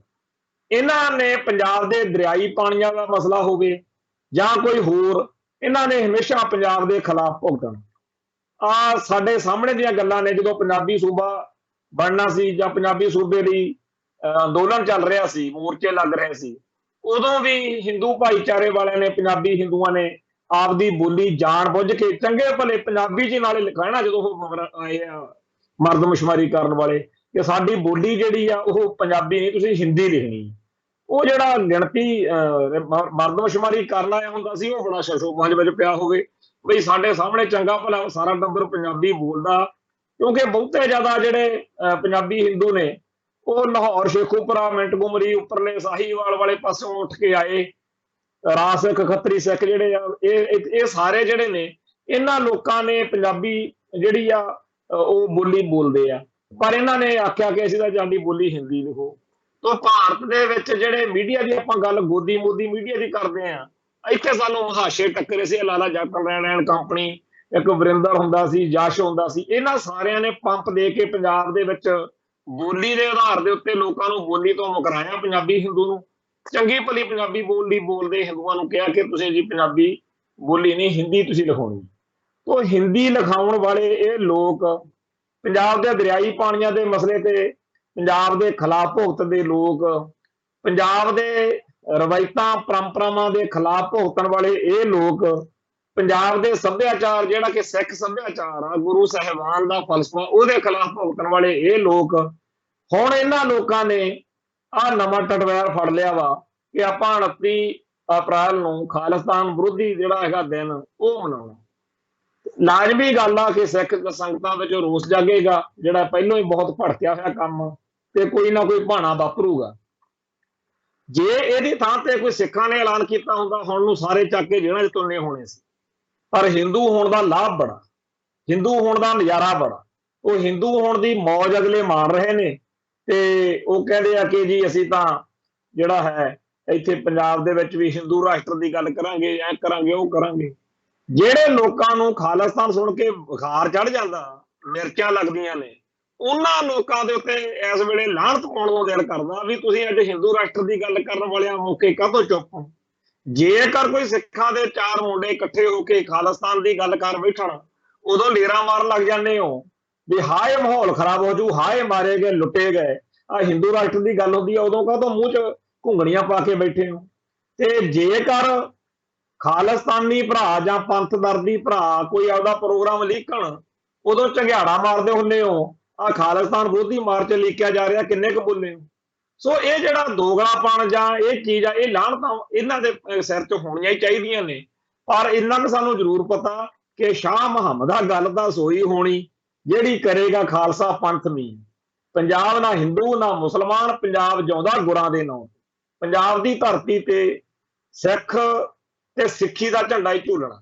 ਇਹ ਠੀਕ ਆ ਕਿ ਗਦਾਰਾਂ ਨੇ, ਟਾਊਟਾਂ ਨੇ, ਕੈਟਾਂ ਨੇ ਸਾਡਾ ਸਿੱਖ ਧਰਮ ਦਾ, ਸਿੱਖ ਸਮਾਜ ਦਾ, ਸਿੱਖ ਹਿੱਤਾਂ ਦਾ, ਸਿੱਖ ਰਵਾਇਤਾਂ ਦਾ, ਸਿੱਖ ਮਰਿਆਦਾ ਦਾ ਬਹੁਤ ਨੁਕਸਾਨ ਕੀਤਾ। ਇਸ ਗੱਲ 'ਚ ਕੋਈ ਸ਼ੱਕ ਨਹੀਂ ਕਿ ਸਾਡਾ ਬਹੁਤ ਕੁਝ ਜਿਹੜਾ ਹੈਗਾ ਖੁੱਸ ਗਿਆ। ਪਰ ਅਸੀਂ ਇੰਨੇ ਜੋਗੇ ਅਜੇ ਵੀ ਹੈਗੇ ਆ ਕਿ ਪੰਜਾਬ ਦੀ ਧਰਤੀ ਉੱਤੇ ਕਿਸੇ ਐਂਟੀ ਪੰਥਕ ਫੋਰਸ ਦਾ ਟਾਕਰਾ ਕਰਨਾ ਸਾਨੂੰ ਚੰਗੀ ਤਰ੍ਹਾਂ ਆਉਂਦਾ। ਆਹ ਪੁਲਿਸ ਦੇ ਪਰਦੇ ਹੇਠ, ਸਰਕਾਰ ਦੇ, ਫੌਜ ਦੇ ਪਰਦੇ ਹੇਠ ਆਪਦਾ ਜੋ ਮਰਜ਼ੀ ਕਰੀ ਜਾਵੇ ਕੋਈ ਬੰਦਾ, ਪਰ ਜਿਹੜੇ ਸਿੱਧੇ ਮੱਥੇ ਆ ਗੱਲ, ਉੱਥੇ ਅਸੀਂ ਇਹਨਾਂ ਗੱਲਾਂ ਤੋਂ ਸਾਨੂੰ ਪਤਾ ਕਿ ਫਤਿਹ ਜਿਹੜੀ ਹੈਗੀ ਆ ਉਹ ਸਾਡੀ ਹੋਣੀ। ਸੋ ਜਿਹੜਾ 29 ਅਪ੍ਰੈਲ 1986 ਦਾ ਦਿਨ ਵਾ, ਜੇ ਉਹਦੇ ਬਾਰੇ ਗੱਲ ਕਰੀਏ ਤਾਂ 1986 ਤੋਂ ਬਹੁਤ ਪਹਿਲਾਂ 1978 ਦੇ ਵਿੱਚ ਦਲ ਖਾਲਸਾ ਨੇ ਖਾਲਿਸਤਾਨ ਦੀ ਗੱਲ ਕੀਤੀ। ਉਸ ਤੋਂ ਪਹਿਲਾਂ ਡਾਕਟਰ ਜਗਜੀਤ ਸਿੰਘ ਚੌਹਾਨ 1970-71 ਤੋਂ ਖਾਲਿਸਤਾਨ ਦੀ ਗੱਲ ਕਰਦੇ ਆ ਰਹੇ ਸੀ। ਉਸ ਤੋਂ ਪਹਿਲਾਂ 1945-46 ਦੇ ਦੌਰ ਵਿੱਚ ਵੀ ਸ਼੍ਰੋਮਣੀ ਕਮੇਟੀ ਨੇ ਵੀ ਮਤੇ ਪਾਏ ਹੋਏ ਨੇ। ਬਹੁਤ ਘੱਟ ਲੋਕਾਂ ਨੂੰ ਇਸ ਗੱਲ ਦਾ ਪਤਾ ਹੋਣਾ ਕਿ ਸ਼੍ਰੋਮਣੀ ਕਮੇਟੀ ਨੇ ਵੀ ਮਤੇ ਪਾਏ ਹੋਏ ਨੇ ਖਾਲਿਸਤਾਨ ਦੇ, ਸਿੱਖ ਹੋਮਲੈਂਡ ਦੇ। ਇਵੇਂ ਹੀ ਜਿਹੜਾ ਬਫਰ ਸਟੇਟ ਦੀ ਗੱਲ ਜਾਂ ਖਾਲਿਸਤਾਨ ਦੀ ਗੱਲ ਆ, ਉਹ ਕਾਮਰੇਡਾਂ ਦੀਆਂ ਜਿਹੜੀਆਂ ਉਸ ਵੇਲੇ ਦੀਆਂ 1945-46 ਵੇਲੇ ਦੀਆਂ ਉਸ ਵੇਲੇ ਦੀਆਂ ਸੰਸਥਾਵਾਂ, ਜਥੇਬੰਦੀਆਂ ਜਾਂ ਲੀਡਰਸ਼ਿਪ ਸੀ, ਇਹ ਵੀ ਪੂਰਾ ਡਟ ਕੇ ਸਪੋਰਟ ਜਿਹੜੀ ਸੀ, ਹਮਾਇਤ ਖਾਲਿਸਤਾਨ ਨੂੰ ਦਿੰਦੇ ਰਹੇ ਨੇ। ਤੇ ਉਸ ਦੌਰ ਤੋਂ ਅੱਜ ਜਦੋਂ 1980 ਦਾ ਦੌਰ ਆਇਆ ਤਾਂ ਬੱਬਰ ਖਾਲਸਾ ਵੱਲੋਂ, ਅਕਾਲ ਫੈਡਰੇਸ਼ਨ ਵੱਲੋਂ ਦਲ ਖਾਲਸਾ ਵਾਂਗ ਹੀ ਖਾਲਿਸਤਾਨ ਦੀ ਗੱਲ ਜਿਹੜੀ ਹੈਗੀ ਆ ਕੀਤੀ ਗਈ। ਤੇ ਸੰਤ ਭਿੰਡਰਾਂ ਵਾਲਿਆਂ ਨੂੰ ਜਦ ਵੀ ਪੁੱਛਿਆ ਜਾਂਦਾ ਸੀ ਤਾਂ ਉਹ ਕਹਿੰਦੇ ਸੀ ਵੀ ਮੰਗਦਾ ਤਾਂ ਮੈਂ ਹੈ ਨਹੀਂ, ਪਰ ਜੇ ਦੇਣਗੇ ਤਾਂ ਇਨਕਾਰ ਕੋਈ ਨਹੀਂ, ਵੱਜਦੇ ਵੱਜ ਹੀ ਲੈ ਲੈਣਾ। 1947 ਵਾਲੀ ਗਲਤੀ ਅਸੀਂ ਕਰਦੇ। ਉਹ ਖਾਲਿਸਤਾਨ ਦੇ ਮਸਲੇ ਉੱਤੇ ਸੰਤਾਂ ਨੇ ਬਾਰ-ਬਾਰ ਇਹ ਗੱਲ ਆਖੀ ਕਿ ਜੇ ਦਰਬਾਰ ਸਾਹਿਬ ਤੇ ਹਮਲਾ ਹੋ ਗਿਆ ਤਾਂ ਖਾਲਿਸਤਾਨ ਦੀ ਨੀਂਹ ਰੱਖੀ ਜਾਊਗੀ। ਸੋ ਇਸ ਤਰੀਕੇ ਨਾਲ ਜਦੋਂ ਅਟੈਕ ਹੋ ਗਿਆ, ਭਾਰਤੀ ਫੌਜਾਂ ਨੇ ਅਕਾਲ ਤਖਤ ਸਾਹਿਬ ਦੇ ਉੱਤੇ ਬੰਬਾਰਮੈਂਟ ਕੀਤੀ, ਸ਼ਹਾਦਤਾਂ ਹੋਈਆਂ, ਉਸ ਤੋਂ ਬਾਅਦ ਵਿੱਚ ਸਿੱਖਾਂ ਕੋਲੇ ਖਾਲਿਸਤਾਨ ਦਾ ਜਿਹੜਾ ਸੀਗਾ ਝੰਡਾ ਨਾਅਰਾ ਬੁਲੰਦ ਕਰਨ ਤੋਂ ਬਗੈਰ ਕੋਈ ਰਾਹ ਨਹੀਂ ਸੀ ਬਚਿਆ। ਸੋ 26 ਜਨਵਰੀ 1986 ਨੂੰ ਜਦੋਂ ਸਰਬੱਤ ਖਾਲਸਾ ਦੇ ਵਿੱਚ ਕਮੇਟੀ ਚੁਣੀ ਗਈ, ਪੰਥਕ ਕਮੇਟੀ, ਉਸ ਪੰਥਕ ਕਮੇਟੀ ਨੇ 29 ਅਪ੍ਰੈਲ 1986 ਨੂੰ ਖਾਲਿਸਤਾਨ ਦਾ ਜਿਹੜਾ ਸੀਗਾ ਐਲਾਨ ਉਹ ਕੀਤਾ, ਜਿਹਦੇ ਵਿੱਚ ਜਿਹੜੇ ਨਾਲ ਹੋਰ ਮੁਲਕ ਸੀ ਉਹਨਾਂ ਤੋਂ ਮਾਨਤਾ ਦੇਣ ਦੀ ਮੰਗ ਵੀ ਸੀਗੀ, ਤੇ ਨਾਲ ਦੀ ਨਾਲ ਜਿਹੜੇ ਹਿੰਦ ਸਰਕਾਰ ਵੱਲੋਂ ਸਿੱਖਾਂ ਉੱਤੇ ਢਾਏ ਜਾ ਰਹੇ ਜ਼ੁਲਮ, ਬੇਇਨਸਾਫੀਆਂ, ਦਗੇਬਾਜ਼ੀਆਂ, ਇਹਦੀ ਵੀ ਉਹਦੇ ਵਿੱਚ ਖੁੱਲ੍ਹ ਕੇ ਗੱਲ ਕੀਤੀ ਹੋਈ ਸੀ। ਤੇ ਉਸ ਮੌਕੇ ਬਰਨਾਲਾ ਸਰਕਾਰ ਸੀਗੀ ਤੇ ਪੰਜਾਬ ਦੇ ਕੇਂਦਰ 'ਚ ਰਾਜੀਵ ਗਾਂਧੀ ਦੀ ਸਰਕਾਰ ਸੀ। ਰਾਜੀਵ ਰਵੈਰੋ ਬਰਨਾਲੇ ਉਹਨਾਂ ਨੇ ਰਲ ਕੇ ਪੰਜਾਬ ਦੇ ਵਿੱਚ ਫਿਰ ਇੱਕ ਬੇਤਹਾਸ਼ਾ ਕਤਲੇਆਮ ਦੀ, ਨਸਲਕੁਸ਼ੀ ਦੀ ਜਿਹੜੀ ਆ, ਸਿੱਖਾਂ ਦੇ ਉੱਤੇ ਤਸ਼ੱਦਦ ਦੀ ਇੱਕ ਇਹੋ ਜਿਹੀ ਹਨੇਰੀ ਚਲਾਈ ਕਿ ਬਹੁਤ ਵੱਡੀ ਗਿਣਤੀ ਵਿੱਚ ਸਿੱਖਾਂ ਨੂੰ ਘਰ-ਬਾਰ ਛੱਡਣੇ ਪਏ ਤੇ ਉਹਨਾਂ ਨੌਜਵਾਨਾਂ ਨੇ ਸਿਰਾਂ ਉੱਤੇ ਖੱਫਣ ਬੰਨ੍ਹ ਕੇ ਫਿਰ ਕੌਮ ਦੀ ਆਜ਼ਾਦੀ ਦੇ ਸੰਘਰਸ਼ ਵਿੱਚ ਜਿਹੜਾ ਸੀਗਾ ਹਿੱਸਾ ਉਹ ਪਾਇਆ। ਉਹ ਖਾਲਿਸਤਾਨੀ ਸੰਘਰਸ਼ ਜਿਹੜਾ 1980 ਤੋਂ ਲੈ ਕੇ 1994-95 ਤੱਕ ਬੇਹੱਦ ਸਿਖਰਾਂ ਤੇ ਗਿਆ, ਉਹ ਅੱਜ ਬੇਸ਼ੱਕ ਦਬਾਇਆ ਹੋਇਆ ਜਾਪਦਾ ਹੈ, ਪਰ ਕਿਸੇ ਨਾ ਕਿਸੇ ਰੂਪ ਦੇ ਵਿੱਚ ਅੱਜ ਵੀ ਖਾਲਿਸਤਾਨੀ ਸਰਗਰਮੀ ਜਿਹੜੀ ਆ ਉਹ ਬੁਲੰਦ ਹੁੰਦੀ ਆ, ਜਾਰੀ ਆ।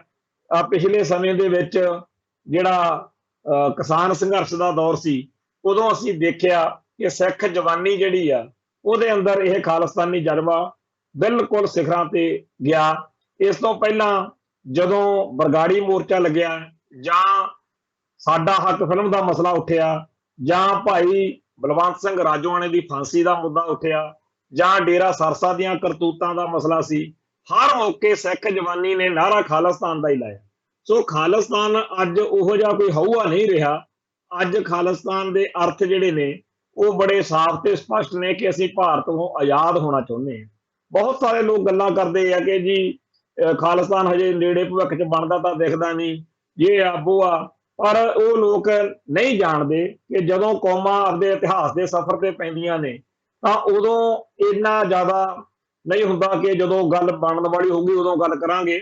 ਜਿਹੜਾ ਇਤਿਹਾਸ ਆ ਉਹ ਕਿਸੇ ਹੋਰ ਤਰੀਕੇ ਨਾਲ ਆਪਦਾ ਸਫ਼ਰ ਤੈਅ ਕਰਦਾ। ਇੱਕ ਵਕਤ ਆਉਂਦਾ ਜਦੋਂ ਫਿਰ ਦੁਨੀਆ ਕਹਿੰਦੀ ਆ ਕਿ ਪਿਛਲੀਆਂ 5 ਸਦੀਆਂ ਤੋਂ ਜਾਂ 2 ਸਾਲਾਂ ਤੋਂ ਜਾਂ 200 ਸਾਲਾਂ ਤੋਂ ਇਹ ਕੌਮ ਲੱਗੀ ਹੋਈ ਸੀ, ਆਖਰ ਅੱਜ ਇਹਨੂੰ ਮੰਜ਼ਿਲ ਮਿਲ ਗਈ। ਪਰ ਜੇਕਰ ਸਾਰੇ ਲੋਕਾਂ ਨੂੰ ਖਾਲਿਸਤਾਨ ਦੇ ਰਾਹ ਤੋਂ ਬੰਦ ਕਰਕੇ ਵੀ ਨਹੀਂ ਜੀ ਗੱਲ ਹੀ ਨਹੀਂ ਕਰਨੀ, ਉਦੋਂ ਦੇਖਾਂਗੇ ਜਦੋਂ ਵਕਤ ਆਊਗਾ, ਇਹ ਚੀਜ਼ਾਂ ਫਿਰ ਜਿਹੜੀਆਂ ਨੇ ਕੋਈ ਅਰਥ ਨਹੀਂ ਰੱਖਦੀਆਂ। ਹੁਣ ਕਈ ਭਰਾ ਕਹਿੰਦੇ ਆ ਕਿ ਠੀਕ ਆ ਜੀ, ਉਸ ਮੌਕੇ 84 ਮੌਕੇ ਹਾਲਾਤ ਮਾਹੌਲ ਜੋ ਵੀ ਸੀ ਅੱਜ ਉਹ ਨਹੀਂ ਹੈਗੇ, ਆਪਾਂ ਨੂੰ ਮੋਦੀ ਸਾਹਿਬ ਨਾਲ ਰਲ ਮਿਲ ਕੇ ਚੱਲਣਾ ਚਾਹੀਦਾ। ਅੱਜ ਬੀਜੇਪੀ RSS ਸੱਤਾ 'ਚ ਵਾ, ਇਹ ਤਾਂ ਕਾਂਗਰਸ ਵਾਂਗੂ ਨਹੀਂ ਹੈਗੇ, ਇਹਨਾਂ ਨੇ ਕਿਹੜਾ ਆਪਣੇ ਨਸਲਕੁਸ਼ੀ ਕੀਤੀ ਆ। ਪਰ ਅਸੀਂ ਇਹ ਕਹਿੰਦੇ ਆ ਕਿ ਜਿਹੜਾ 1947 ਤੋਂ ਇੰਡੀਆ ਨੇ ਸਿੱਖੀ ਉੱਤੇ ਤੇ ਸਿੱਖਾਂ ਉੱਤੇ ਜ਼ਬਰ ਜ਼ੁਲਮ ਤੇ ਅਤਿਆਚਾਰ ਕੀਤੇ, ਉਹਨਾਂ ਅਤਿਆਚਾਰਾਂ ਜ਼ਬਰ ਜ਼ੁਲਮ ਦੇ ਲਈ ਮੈਨੂੰ ਯਾਦ ਆ ਭਾਈ ਹਰਜਿੰਦਰ ਸਿੰਘ ਜਿੰਦਾ ਤੇ ਭਾਈ ਸੁਖਦੇਵ ਸਿੰਘ ਸੁੱਖਾ ਜਦੋਂ ਉਹ ਵੈਦਿਆ ਕਾਂਡ ਦੇ ਵਿੱਚ ਜੇਲ੍ਹ ਵਿੱਚ ਸੀਗੇ ਤਾਂ ਭਾਈ ਸੁਖਦੇਵ ਸਿੰਘ ਸੁੱਖੇ ਨੇ ਆਪਦੀ ਸਟੇਟਮੈਂਟ ਜਿਹੜੀ ਦਿੱਤੀ ਸੀ ਜੱਜ ਨੂੰ, ਜਿਹਦੇ ਚ ਕਿਹਾ ਸੀ ਕਿ ਹਾਂ ਅਸੀਂ ਵੈਦਿਆ ਨੂੰ ਠੋਕਿਆ, ਉਹਦੇ ਵਿੱਚ ਸਾਫ਼ ਲਿਖਿਆ ਸੀ ਕਿ ਖਾਲਿਸਤਾਨ ਦੀ ਮੰਗ ਉਹਨਾਂ ਅਤਿਆਚਾਰਾਂ ਦੀ ਦੇਣ ਹੈ ਜੋ ਸਿੱਖਾਂ ਉੱਤੇ ਕੀਤੇ ਗਏ ਤੇ ਕੀਤੇ ਜਾ ਰਹੇ ਨੇ। ਜਦ ਤੱਕ ਖਾਲਿਸਤਾਨ ਦੀ ਪ੍ਰਾਪਤੀ ਨਹੀਂ ਹੋ ਜਾਂਦੀ ਤਦ ਤੱਕ ਦੁਸ਼ਟਾਂ ਦੇ ਖਿਲਾਫ ਲੜਾਈ ਜਾਰੀ ਰਹੂਗੀ। ਇਵੇਂ ਭਾਈ ਹਰਜਿੰਦਰ ਸਿੰਘ ਜਿੰਦੇ ਨੇ ਕਿਹਾ ਬਈ ਸਰਕਾਰ ਦੇ ਅਤਿਆਚਾਰ ਨਾਲ ਤਾਂ ਸਾਡੇ ਹੌਸਲੇ ਬੁਲੰਦ ਹੁੰਦੇ ਨੇ ਤੇ ਚਟਾਨ ਦੀ ਤਰ੍ਹਾਂ ਮਜ਼ਬੂਤ ਹੁੰਦੇ ਆ। ਜਦੋਂ ਪਹਾੜ ਨਾਲ ਆਵਾਜ਼ ਟਕਰਾਉਂਦੀ ਆ ਤਾਂ ਗੂੰਜਦੀ ਆ, ਇਸੇ ਤਰ੍ਹਾਂ ਸਾਡੀ ਆਵਾਜ਼ ਗੂੰਜੇਗੀ। ਫਿਰ ਹਰ ਸਿੱਖ ਦੇ ਬੱਚੇ ਬੱਚੇ ਦੀ ਜ਼ੁਬਾਨ ਤੇ ਖਾਲਿਸਤਾਨ ਹੋਵੇਗਾ ਤੇ ਇਹ ਗੂੰਜ ਜ਼ਾਲਮ ਸਰਕਾਰ ਨੂੰ ਹਿਲਾ ਕੇ ਰੱਖ ਦੇਵੇਗੀ। ਸੋ ਜਿਹੜਾ ਅੱਗੇ ਉਹਨਾਂ ਨੇ ਸਪਸ਼ਟ ਕੀਤਾ ਭਾਈ ਜਿੰਦੇ ਨੇ ਕਿ ਸਾਡੀ ਲੜਾਈ ਕਿਸੇ ਧਰਮ ਜਾਂ ਜਾਤੀ ਦੇ ਖਿਲਾਫ ਨਹੀਂ ਹੈ, ਸਾਡੀ ਲੜਾਈ ਸੱਚ ਦੇ ਲਈ ਹੈ ਤੇ ਜ਼ੁਲਮ ਦੇ ਖਿਲਾਫ ਹੈ। ਪੰਜਾਬ ਵਿੱਚ ਜੋ ਗਲਤ ਕੰਮ ਹੋ ਰਹੇ ਨੇ ਤੇ ਇਹ ਸਰਕਾਰ ਦੇ ਏਜੰਟ ਕਰ ਰਹੇ ਨੇ। ਸੋ ਉਸ ਵੇਲੇ ਜਦੋਂ ਭਾਈ ਹਰਜਿੰਦਰ ਸਿੰਘ ਜਿੰਦੇ ਹੁਣੀ ਇਹ ਗੱਲ ਕਰ ਰਹੇ ਸੀ, ਉਹਨਾਂ ਸਮਿਆਂ ਦੇ ਵਿੱਚ ਇੱਕ ਸਰਕਾਰ ਵੱਲੋਂ ਬਾਰ-ਬਾਰ ਖਾਲਿਸਤਾਨੀ ਸਫਾਂ ਦੇ ਵਿੱਚ ਇਹ ਫੀਲਰ ਸਿੱਟੇ ਜਾ ਰਹੇ ਸੀ ਕਿ ਜੀ ਤੁਸੀਂ ਪੰਜਾਬ 'ਚ ਆਪਦਾ ਮੁੱਖ ਮੰਤਰੀ ਬਣਾ ਲਓ, ਆਪਦੀ ਸਰਕਾਰ ਬਣਾ ਲਓ, ਤੁਹਾਡਾ ਡੰਗ ਸਰ ਜਾਊਗਾ, ਤੁਸੀਂ ਫਿਰ ਤਾਜੇਦਾਰ ਹੋ ਕੇ ਲੜਾਈ ਲੜ ਦਿਓ। ਗੱਲ ਇਹ ਸੀ ਕਿ ਉਸ ਟਾਈਮ ਸਾਰੇ ਸੰਸਾਰ ਦੇ ਤਾਂ ਅੱਖ ਤੇ ਇਹ ਸੀ ਕਿ ਸਿੱਖ ਆਪਦੇ ਵੱਖਰੇ ਮੁਲਕ ਦੀ ਆਜ਼ਾਦੀ ਲਈ, ਆਪਦੀ ਕੌਮ ਦੀ ਸੋਵਰਨਟੀ ਲਈ, ਪ੍ਰਭੂਸੱਤਾ ਲਈ ਲੜ ਰਹੇ ਨੇ। ਤੇ ਭਾਰਤੀ ਖੁਫੀਆ ਏਜੰਸੀਆਂ ਦੇ ਅਧਿਕਾਰੀ ਚਾਲਾਂ ਚੱਲ ਰਹੇ ਸੀ ਕਿ ਸਿੱਖਾਂ ਨੂੰ ਕਿਵੇਂ ਪਛੜਾ ਕੇ ਭਾਰਤੀ ਮੁੱਖਧਾਰਾ ਨੂੰ ਮੱਥਾ ਟਿਕਵਾਇਆ ਜਾਵੇ ਤੇ ਸਾਰੇ ਸੰਸਾਰ 'ਚ ਇਹ ਗੱਲ ਕਹੀ ਜਾਵੇ ਕਿ ਤੁਸੀਂ ਐਵੇਂ ਇਹਨਾਂ ਦੀ ਸਪੋਰਟ ਕਰੀ ਜਾਂਦੇ ਹੋ, ਇਹ ਤਾਂ ਭਾਰਤ ਮਾਤਾ ਕੀ ਜੈ ਕਹਿਣ ਨੂੰ ਤਿਆਰ ਬੈਠੇ ਆ, ਭਾਰਤੀ ਸੰਵਿਧਾਨ ਦੀਆਂ ਸੌਹਾਂ ਚੱਕ ਕੇ ਐਮਐਲਏ ਐਮਪੀ ਬਣਨ ਨੂੰ ਫਿਰਦੇ ਆ। ਉਹਨਾਂ ਦਿਨਾਂ ਦੇ ਵਿੱਚ ਜਦੋਂ ਜਿਹੜੀਆਂ ਸਾਡੀਆਂ ਬਹੁਤ ਵੱਡੀਆਂ ਜਿਹੜੀਆਂ ਸ਼ਖਸੀਅਤਾਂ ਸੀ, ਉਹਨਾਂ ਨੂੰ ਵੀ ਮੁੱਖ ਮੰਤਰੀ ਐਮਐਲਏ ਐਮਪੀ ਬਣਨ ਦਾ ਚਾਅ ਚੜ ਗਿਆ ਸੀਗਾ 1990-91 ਦੇ ਵਿੱਚ। ਉਦੋਂ ਖਾਲਿਸਤਾਨ ਲਿਬਰੇਸ਼ਨ ਫੋਰਸ ਦੇ ਮੁਖੀ ਭਾਈ ਸਾਹਿਬ ਭਾਈ ਗੁਰਜੰਟ ਸਿੰਘ ਬੁੱਧ ਸਿੰਘ ਵਾਲਾ ਨੇ ਇੱਕ ਅਖਬਾਰਾਂ ਦੇ ਵਿੱਚ ਪ੍ਰੈਸ ਨੋਟ ਜਿਹੜਾ ਸੀ ਬਿਆਨ ਜਾਰੀ ਕੀਤਾ ਸੀ, ਨੀਤੀ ਬਿਆਨ। ਉਹਦੇ ਵਿੱਚ ਇਹ ਗੱਲ ਕਹੀ ਸੀ ਕਿ ਜਿੱਥੇ ਤੱਕ ਅਸੀਂ ਆ ਗਏ ਆ ਹੁਣ, ਜਾਂ ਤਾਂ ਅਸੀਂ ਖਾਲਿਸਤਾਨ ਲੈ ਲਵਾਂਗੇ ਤੇ ਨਹੀਂ ਅਸੀਂ ਖਾਲਿਸਤਾਨ ਦੇ ਸ਼ਹੀਦ ਹੋਵਾਂਗੇ। ਸੋ ਉਹ ਜੇਕਰ ਖਾਲਿਸਤਾਨ ਨਹੀਂ ਲੈ ਸਕੇ ਤਾਂ ਖਾਲਿਸਤਾਨ ਦੇ ਰਾਹ ਵਿੱਚ ਉਹ ਸ਼ਹੀਦ ਹੋ ਗਏ। ਤੇ ਸਾਡੇ ਵਰਗੇ ਸਾਰਿਆਂ ਲੋਕਾਂ ਲਈ ਪੂਰਨੇ ਪਾ ਗਏ ਕਿ ਜਿੰਨਾ ਟਾਈਮ ਧਰਤੀ ਉੱਤੇ ਤੁਸੀਂ ਰਹਿਣਾ, ਜਦੋਂ ਤੱਕ ਤੁਹਾਡੇ ਸਾਹ ਚੱਲਦੇ ਆ, ਖਾਲਿਸਤਾਨ ਦਾ ਝੰਡਾ ਜਿਹੜਾ ਹੈਗਾ ਉਹ ਬੁਲੰਦ ਰੱਖਣਾ। ਜੇ ਅਸੀਂ ਮਰੇ ਨਹੀਂ ਤਾਂ ਅਸੀਂ ਖਾਲਿਸਤਾਨ ਦਾ ਝੰਡਾ ਨਹੀਂ ਸੁੱਟਿਆ, ਜੇ ਅਸੀਂ ਜਿੱਤੇ ਨਹੀਂ ਤਾਂ ਹਾਰੇ ਬਿਲਕੁਲ ਨਹੀਂ। ਜੰਗ ਜਿਹੜੀ ਹੈਗੀ ਆ ਉਹ ਜਾਰੀ ਹੈ। ਇੱਥੇ ਮੈਂ ਇੱਕ ਹੋਰ ਜਿਹੜੀ ਹੈਗੀ ਆ ਗੱਲ ਉਹ ਕਹਿਣੀ ਚਾਹੁੰਦਾ ਕਿ ਸਿੱਖ ਸੰਘਰਸ਼ ਦੀਆਂ ਜਿਹੜੀਆਂ ਕਮਜ਼ੋਰੀਆਂ, ਘਾਟਾਂ, ਗੜਬੜਾਂ ਨੇ, ਉਹਦੀ ਗੱਲ ਕਰਕੇ ਪੂਰੇ ਦੇ ਪੂਰੇ ਸੰਘਰਸ਼ ਨੂੰ, ਖਾਸ ਤੌਰ ਤੇ ਨਿਸ਼ਾਨੇ ਨੂੰ ਜਿਹੜਾ ਹੈਗਾ ਖਤਮ ਕਰਨ ਵਾਲੇ ਪਾਸੇ ਤੁਰੇ ਆ ਬਹੁਤ ਸਾਰੇ ਲੋਕ। ਕੋਈ ਬੰਦਾ ਕਹਿੰਦਾ ਜੀ ਫਲਾਨਾ ਆਗੂ ਉਹਨੇ ਪੈਸੇ ਬੜੇ ਬਣਾ ਲਏ, ਫਲਾਨਾ ਖਾਲਿਸਤਾਨੀ ਲੀਡਰ ਤਾਂ ਜੀ ਵਿਕ ਗਿਆ ਜੀ, ਫਲਾਨਾ ਕਾਂਗਰਸ ਦਾ ਏਜੰਟ ਸੀਗਾ, ਫਲਾਨਾ ਜਿਹੜਾ ਸੀ ਉਹ ਲੁੱਟਾ ਖੋਹਾਂ ਕਰਦਾ ਸੀ, ਫਲਾਨੇ ਨੇ ਨਜਾਇਜ਼ ਕਤਲ ਕੀਤੇ। ਇਹੋ ਜਿਹੀਆਂ ਗੱਲਾਂ ਬਹੁਤ ਸਾਰੀਆਂ ਸੱਚੀਆਂ ਝੂਠੀਆਂ ਦੇ ਆਧਾਰ ਦੇ ਉੱਤੇ ਪੂਰੇ ਦੇ ਪੂਰੇ ਸਿੱਖ ਸੰਘਰਸ਼ ਨੂੰ ਜਿਹੜਾ ਉਹ ਸਵਾਲੀਆ ਨਿਸ਼ਾਨ ਲਾਉਂਦੇ ਆ ਕਿ ਇਹ ਗਲਤ ਸੰਘਰਸ਼ ਸੀ। ਇਵੇਂ ਹੀ ਅਗਲੀ ਗੱਲ ਕਿ ਜੀ ਫਿਰ ਖਾਲਿਸਤਾਨ ਦਾ ਨਿਸ਼ਾਨਾ ਵੀ ਗਲਤ ਸੀਗਾ। ਭਾਈ ਨਿਸ਼ਾਨਾ ਬਿਲਕੁਲ ਗਲਤ ਨਹੀਂ ਸੀ, ਇਹ ਤਾਂ ਗੁਰੂ ਪਾਤਸ਼ਾਹ ਵੇਲੇ ਤੋਂ ਚੱਲਿਆ ਆਉਂਦਾ ਤੇ ਗੁਰੂ ਪਾਤਸ਼ਾਹ ਵੇਲੇ ਤੋਂ ਹੀ ਪੰਥ ਰਾਜ ਕਰੇਗਾ ਖਾਲਸਾ ਦਾ ਨਾਰਾ ਲਾਉਂਦਾ ਆ ਰਿਹਾ। 1947 ਮੌਕੇ ਆਪਣੇ ਹਾਲਾਤ ਜੋ ਸੀ ਉਸ ਟਾਈਮ ਬਜ਼ੁਰਗਾਂ ਨੇ ਸੋਚਿਆ ਕਿ ਚਲੋ ਆਪਾਂ ਭਾਰਤ ਨਾਲ ਰਲ ਲੈਂਦੇ ਆ, ਨਹੀਂ ਗੱਲ ਬਣੀ ਤਾਂ ਹੁਣ ਖਾਲਸਾ ਬਾਗੀ ਆ ਜਾਂ ਬਾਦਸ਼ਾਹ। ਸੋ ਕੌਮ ਜਿਹੜੀ ਆ ਉਹ ਖਾਲਿਸਤਾਨ ਦੇ ਹੱਕ ਵਿੱਚ ਹੈ। 1999 ਦੀਆਂ ਇਲੈਕਸ਼ਨਾਂ ਮੌਕੇ 13 ਦੇ 13 ਐਮਪੀ ਜਿਹੜੇ ਸੀ ਉਹ ਪੰਥਕ ਜਾਂ ਖਾਲਿਸਤਾਨੀ ਦ੍ਰਿਸ਼ਟੀਕੋਣ ਵਾਲੇ ਜਿਤਾ ਕੇ ਪੰਥ ਨੇ, ਕੌਮ ਨੇ, ਸਿੱਖ ਸੰਗਤ ਨੇ, ਪੰਜਾਬ ਨੇ ਇਹ ਦੱਸਦਾ ਕਿ ਅਸੀਂ ਤਾਂ ਖਾਲਿਸਤਾਨੀਆਂ ਦੀ ਗੱਲ ਮੰਨਦੇ ਹਾਂ। 1991-92 ਚ ਬਾਈਕਾਟ ਕਰਕੇ ਦੱਸਦਾ ਕਿ ਜਿਵੇਂ ਸਾਨੂੰ ਖਾਲਿਸਤਾਨੀ ਕਹਿਣਗੇ ਅਸੀਂ ਤਾਂ ਉਵੇਂ ਕਰਨੀ। ਜਦੋਂ ਖਾਲਿਸਤਾਨੀਆਂ ਦੇ ਕਹਿਣ ਤੇ ਵੋਟਾਂ ਪੈ ਜਾਣ ਤੇ ਰਿਕਾਰਡ ਤੋੜ ਵੋਟਾਂ ਪੈ ਜਾਣ, ਚੇਤੇ ਆ ਨਾ ਉਦੋਂ ਸਰਦਾਰ ਸਿਮਰਨਜੀਤ ਸਿੰਘ ਮਾਨ ਨੇ ਕਿਵੇਂ ਰਿਕਾਰਡ ਤੋੜਿਆ ਸੀ ਸਾਰਿਆਂ ਦਾ, ਸਾਰੇ ਭਾਰਤ ਵਿੱਚ ਉਸ ਟਾਈਮ ਦੇ ਜਿੰਨੇ ਮੈਂਬਰ ਪਾਰਲੀਮੈਂਟ ਸੀ ਸਭ ਤੋਂ ਵੱਧ ਵੋਟਾਂ ਦਾ ਰਿਕਾਰਡ ਸੀ। ਸੋ ਉਸ ਮੌਕੇ ਜਦੋਂ 1999 ਦੇ ਵਿੱਚ ਖਾਲਿਸਤਾਨੀ ਧਿਰਾਂ ਨੇ ਵੋਟਾਂ ਦੀ ਹਮਾਇਤ ਕੀਤੀ, ਵੋਟਾਂ ਦੀ ਗੱਲ ਕੀਤੀ ਕਿ ਚਲੋ ਜੀ ਕੋਈ ਨਾ, ਤਾਂ ਉਸ ਮੌਕੇ ਖਾਲਿਸਤਾਨੀਆਂ ਦੀ ਗੱਲ ਪੰਥ ਨੇ ਮੰਨ ਲਈ, ਸੰਗਤਾਂ ਨੇ ਮੰਨ ਲਈ। ਜਦੋਂ ਬਾਈਕਾਟ ਕਿਹਾ ਤਾਂ ਬਾਈਕਾਟ ਦੀ ਗੱਲ ਮੰਨ ਲਈ। ਇਹ ਠੀਕ ਆ ਕਿ ਗਰੀਲਾ ਵਾਰਫੇਅਰ ਜਿਹੜੀ ਆ ਉਹਦੇ ਚ ਊਚ ਨੀਚ ਆ ਜਾਂਦੀ ਹੁੰਦੀ ਆ, ਕੱਲ ਨੂੰ ਹੱਥ ਫੇਰ ਵੀ ਉੱਤੇ ਹੋ ਸਕਦਾ, ਪਰ ਇਹਦੇ ਨਾਲ ਨਿਸ਼ਾਨਾ ਜਿਹੜਾ ਹੈਗਾ ਉਹਨੂੰ ਕੋਈ ਫਰਕ ਨਹੀਂ ਪੈਂਦਾ ਹੁੰਦਾ। ਵਾਰ-ਵਾਰ ਨਾ ਬਦਲੇ ਜਾਣ ਨਿਸ਼ਾਨੇ ਕੌਮਾਂ ਦੇ। ਮੈਦਾਨੇ ਜੰਗ ਦੇ ਵਿੱਚ ਲੜਦੇ ਆ, ਸਿੱਖ ਸੰਘਰਸ਼ ਦੇ ਰਸਤੇ ਤਾਂ ਬਦਲ ਸਕਦੇ, ਸਾਧਨ ਬਦਲ ਸਕਦੇ ਆ, ਪਰ ਨਿਸ਼ਾਨਾ ਹਮੇਸ਼ਾ ਇੱਕੋ ਹੀ ਰਹਿਣਾ, ਖਾਲਿਸਤਾਨ।